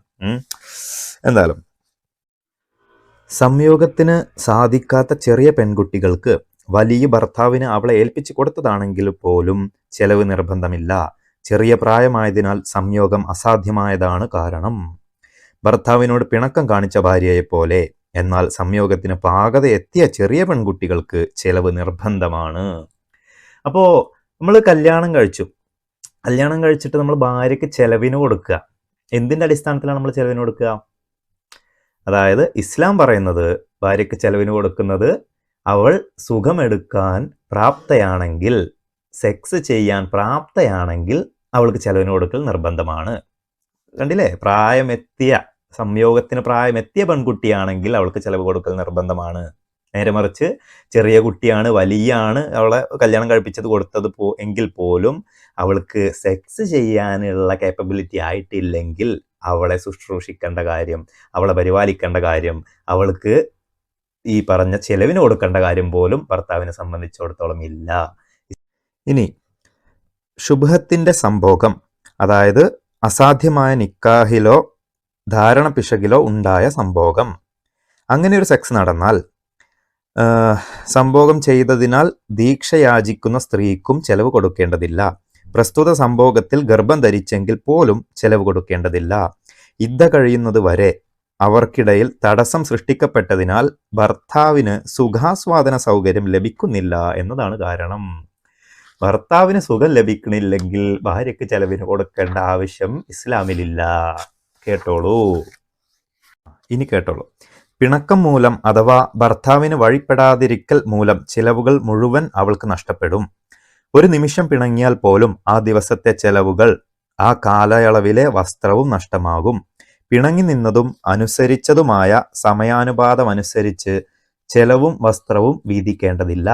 പിണക്കമുണ്ടായാൽ ചിലവ് ഒഴിവാകുമെന്ന യാഥാർത്ഥ്യമറിയാതെ ചെലവ് കൊടുത്താൽ അത് അത്തരക്കാർക്ക് തിരിച്ചു വാങ്ങാവുന്നതാണ്. അപ്പോൾ ഏതെങ്കിലും ഭർത്താക്കന്മാര് ഇങ്ങനൊരു നിബന്ധന ഉള്ളത് അറിയാതെ ചെലവിന് കൊടുത്താൽ പോലും ഈ പറയുന്ന സ്ത്രീ പിണങ്ങുകയോ ഈ പറഞ്ഞ പോലത്തെ പിണക്കം കാണിക്കുകയൊക്കെ ചെയ്താൽ അവൾക്ക് ചെലവിന് കൊടുക്കണ്ട. ഇനി എന്താണ് പിണക്കം? ഭാര്യ ഭർത്താവിനെ സുഖാസ്വാദനത്തിന് അനുവദിക്കാതിരിക്കൽ പിണക്കമാണ്. അവളെ സ്പർശിക്കാനോ അവൻ ഉദ്ദേശിച്ച സ്ഥലത്തെ ആസ്വാദനത്തിനോ അനുവദിക്കാതിരിക്കലും പിണക്കമാകുന്നു. ഇസ്ലാമിലെ സ്ത്രീ എന്താണെന്നുള്ളതും ഇസ്ലാമിലെ കല്യാണം എന്താണെന്നുള്ളതും നിക്കാഹ് തുടങ്ങിയിട്ടുള്ള ആചാരാനുഷ്ഠാനങ്ങൾ എന്താണെന്നുള്ളതും ഒക്കെ നമുക്ക് ഒരു ടീസ്പൂണെങ്കിലും ഇപ്പം മനസ്സിലായിട്ടുണ്ടാവും ഞാൻ വിചാരിക്കുന്നു. അപ്പോൾ ഇതൊന്നും അറിയാതെയാണ് നമ്മൾ ഈ ഇസ്ലാമിലെ സ്ത്രീകൾക്ക് വലിയ പദവിയാണ്, വലിയ കോപ്പാണ് കൊടുത്തിട്ടുള്ളത് എന്നൊക്കെ നമ്മൾ ഈ സംസാരിച്ചുകൊണ്ടിരിക്കുന്നത്. സ്ത്രീകൾക്ക് ഈ പറഞ്ഞ കല്യാണത്തിന് ശേഷം അവളുടെ വീട്ടിൽ നിന്ന് പുറത്തു പോകാനുള്ള അനുമതി പോലും ഇല്ല എന്നുള്ളതാണ് വാസ്തവം. അവൾക്ക് പോകണമെന്നുണ്ടെങ്കിൽ പെർട്ടിക്കുലർ കണ്ടീഷൻസ് പോലും ഉണ്ട്. അതായത് എൻ്റെ വീട് ഇടിഞ്ഞു പൊളിഞ്ഞ് വീഴാൻ സാധ്യത ഉണ്ടായിരുന്നു, അതുകൊണ്ടാണ് ഞാൻ വീട്ടിൽ നിന്ന് പുറത്തു പോയത്, അല്ലെങ്കിൽ പെട്ടെന്ന് വല്ല അസുഖവും വന്നിട്ട് അതിന് ഡോക്ടറെ കാണിക്കാനാണ് ഞാൻ പുറത്തു പോയത് എന്നൊക്കെ പറയുന്ന വളരെ വിരലിൽ എണ്ണാവുന്ന ലിമിറ്റഡ് കണ്ടീഷൻസിൽ മാത്രമാണ് ഒരു സ്ത്രീക്ക് അവളുടെ വീട്ടിൽ നിന്ന് ഒറ്റയ്ക്ക് പുറത്തിറങ്ങാൻ പോലുള്ള അനുവാദമുള്ളത്. സോ ഇവിടെ ഇത് ഞാൻ വായിക്കൽ നിർത്തുകയാണ്.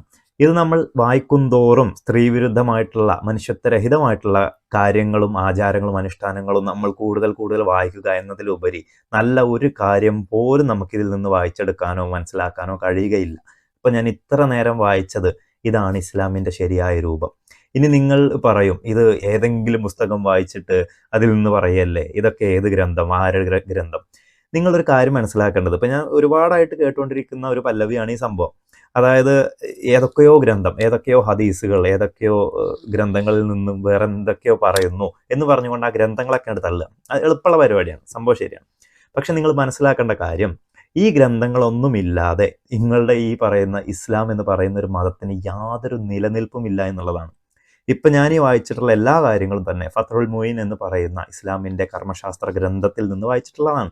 ഈ ബുക്കിൽ നിന്നും എടുത്തിട്ടാണ് നമ്മുടെ മദ്രസകളിൽ പോലും കുട്ടികളെ ഓരോ ബുക്കുകളായിട്ട് ഡിവൈഡ് ചെയ്ത് പഠിപ്പിക്കുന്നത് പോലും ഈ ബുക്കുകളിൽ നിന്ന് എടുക്കുന്നതാണ്.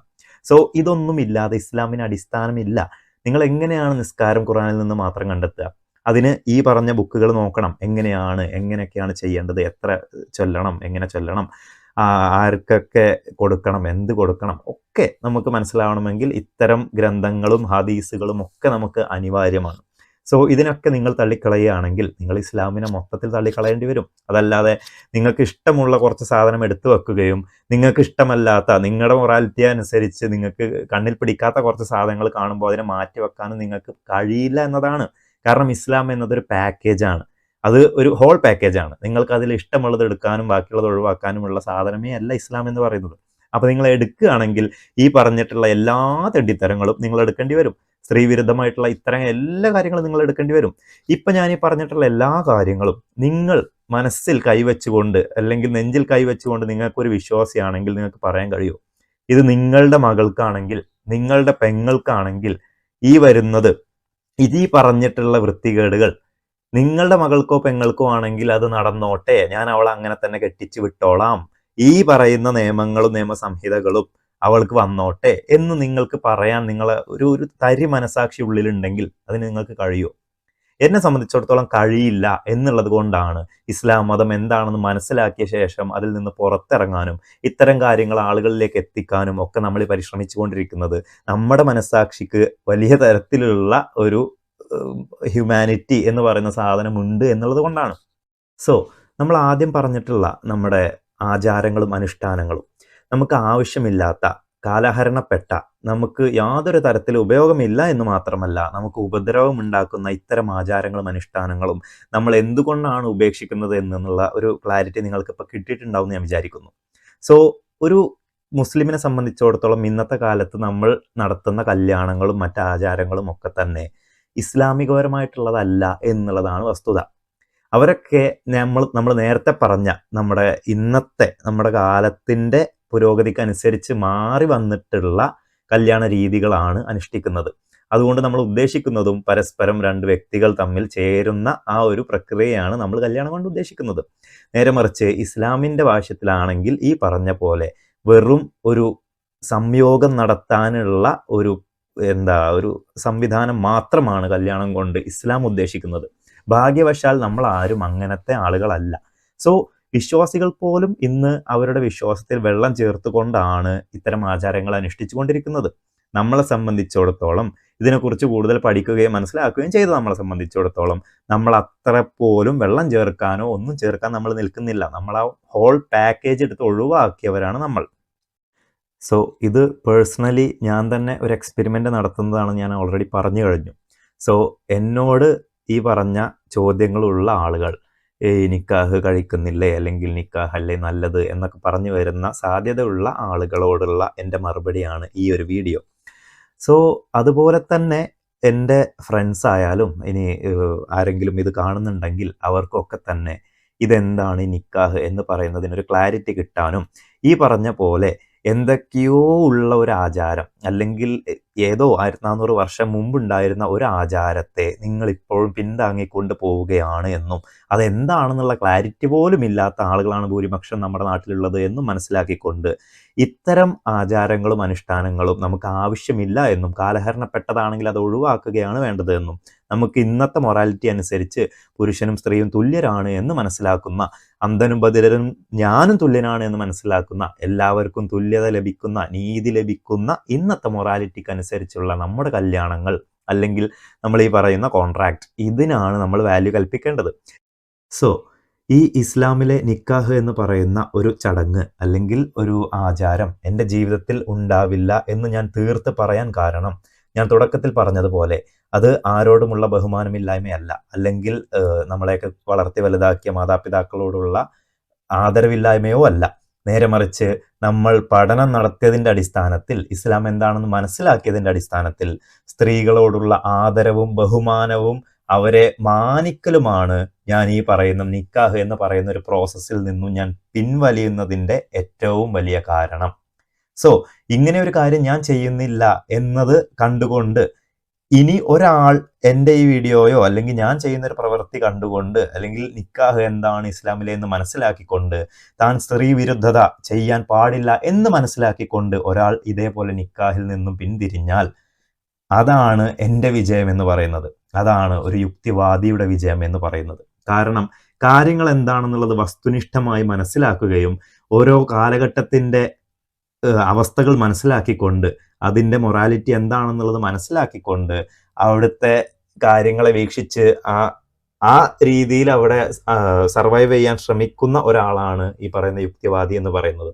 അതല്ലാതെ നമ്മളൊരു ബുക്കിൽ നോക്കിയിട്ട് ഇങ്ങനെ പടച്ചവൻ കൊടുത്തയച്ചൊരു സാധനമാണ്, പെണ്ണിനെ ഇങ്ങനെ അടിയിലിട്ട് നമ്മൾ ഇതാക്കണം, പെണ്ണിനെ പുറത്തിറക്കാൻ പാടില്ല, അല്ലെങ്കിൽ പെണ്ണിന് ചെലവിന് കൊടുക്കരുത്, അവൾക്ക് തീറ്റ കൊടുക്കരുത്, സെക്സ് എന്ന് പറയുന്ന സാധനത്തിന് വേണ്ടിയാണ് ഞാൻ അവളെ കല്യാണം കഴിക്കുന്നത്, അവൾ എനിക്ക് സുഖം തന്നിട്ടില്ലെങ്കിൽ അവൾക്ക് ഞാൻ വസ്ത്രം മേടിച്ചു കൊടുക്കണ്ട, അവൾക്ക് ഞാൻ ഫുഡ് മേടിച്ചു കൊടുക്കണ്ട, രോഗത്തിന് ഇത് കൊടുക്കണ്ട, അവളുടെ സെക്സിൻ്റെ എന്തെങ്കിലും ഒരു അവയവത്തിന് എന്തെങ്കിലും പ്രശ്നം പറ്റിക്കഴിഞ്ഞാൽ എനിക്ക് അവളെ തലാക്ക് ചെല്ലാം, അവളെ ഒഴിവാക്കാം, മറ്റു ഭാര്യയെ നോക്കാം, അവൾക്ക് വെള്ളപ്പാണ്ടുണ്ടെങ്കിൽ ഞാൻ അവളെ ഒഴിവാക്കണം എന്നൊക്കെ പറയുന്ന അള്ളാഹുവിൻ്റെ നീതിബോധമല്ല എനിക്ക് ഉള്ളത് എന്നുള്ളത് കൊണ്ടാണ് നമ്മളിത് പറയുന്നതും ഇത് എൻ്റെ ജീവിതത്തിൽ തന്നെ ഒരു മാതൃകയായി ഇത് ബാക്കിയുള്ളവർക്ക് കാണിച്ചു കൊടുക്കണമെന്നും ഞാൻ വിചാരിക്കുന്നതും അതുകൊണ്ട് തന്നെയാണ്. സോ ഞാൻ ഇത് ഉറപ്പിച്ച് പറയുന്നു, ഷഹാദത്ത് കലിമ 2 മനസ്സിൽ ഉറപ്പിച്ച് പറയുന്നത് പോലെ തന്നെ ഞാൻ പറയുന്നു, എൻ്റെ ജീവിതത്തിൽ നിക്കാഹ് എന്ന് പറയുന്ന ഈ പറയുന്ന ഇസ്ലാമികപരമായിട്ടുള്ള ഈ ഒരു ചടങ്ങ് ഒരിക്കലും ഉണ്ടാവുകയില്ല. അത് ഇത്തരം കാരണങ്ങളും കാര്യങ്ങളും ഉള്ളത് കൊണ്ടാണ്. സ്ത്രീകളെ ഞാൻ ബഹുമാനിക്കുന്നത് കൊണ്ടാണ്, ആദരിക്കുന്നത് കൊണ്ടാണ്. അവർക്ക് ഞാൻ തുല്യത ഞാൻ എങ്ങനെയാണോ അതേ തുല്യത ഞാൻ അവർക്ക് കൊടുക്കുന്നത് കൊണ്ടാണ്. നേരെ മറിച്ച് എനിക്കൊരു കല്യാണം ഉണ്ടെങ്കിൽ അത് എൻ്റെ മാതാപിതാക്കളും ഞാൻ കല്യാണം കഴിക്കാൻ പോകുന്ന പെൺകുട്ടിയുടെ മാതാപിതാക്കളും ഒരുപോലെ ഒരു സ്റ്റേജിലോ എവിടെയാണെന്ന് വെച്ചാൽ അവിടെ ഞങ്ങളെല്ലാവരും ഒരുമിച്ച് നിന്നുകൊണ്ട് ഉള്ള ഒരു കല്യാണം എന്ന് വേണമെങ്കിൽ നമുക്ക് പറയാവുന്ന ഒരു ചടങ്ങാണ് നടക്കുന്നുണ്ടാവുക. അതല്ലാതെ ഈ പറയുന്ന നമ്മൾ ഇതുവരെ കണ്ടിട്ടില്ലാത്ത ഏതെങ്കിലും ഒരു മുക്രി വന്നുകൊണ്ട് എൻ്റെയും ഉപ്പാൻ്റെയും കൈ പിടിച്ച് തന്നുകൊണ്ട് ഞാൻ ഈ പറയുന്ന യോനിക്കൂലി എന്ന് പറയുന്ന മഹർ കൊടുത്തുകൊണ്ട് ഞാൻ ഒരു പെണ്ണിനെ പണം കൊടുത്ത് മേടിക്കുന്ന ഏർപ്പാട് ഞാൻ ചെയ്യില്ല. അത് ചെയ്യരുത് എന്നാണ് എനിക്ക് ഓരോ വ്യക്തികളോടും പറയാനുള്ളത്. കാരണം നിങ്ങളത് ചെയ്യുമ്പോൾ നിങ്ങൾ ഇസ്ലാം എന്ന പാക്കേജ് മുഴുവനായിട്ടാണ് എടുക്കാൻ പോകുന്നത്. അത് എടുക്കുകയാണെങ്കിൽ നിങ്ങൾ ഈ സ്ത്രീ വിരുദ്ധത, മനുഷ്യത്വരഹിതമായിട്ടുള്ള ഈ കാര്യങ്ങൾ ഒക്കെയാണ് നിങ്ങൾ അതിലെടുക്കുന്നത്. സോ ഇത്തരം ആൻറ്റി സോഷ്യൽ ആയിട്ടുള്ള കാര്യങ്ങൾ നിങ്ങൾ എടുക്കാതിരിക്കുക. നിങ്ങൾ നല്ലൊരു മനുഷ്യനാവുക. നമുക്ക് ഇന്നത്തെ മൊറാലിറ്റി മതി ജീവിക്കാൻ. നാളത്തെ മൊറാലിറ്റിയിൽ നാളത്തെ കുട്ടികളെ അതിൽ ജീവിക്കാൻ വിട്ടുകൊടുക്കുക, ഇന്നത്തെ മൊറാലിറ്റിയിൽ കെട്ടിയിടാതെ. സോ എല്ലാവർക്കും ശുഭദിനം.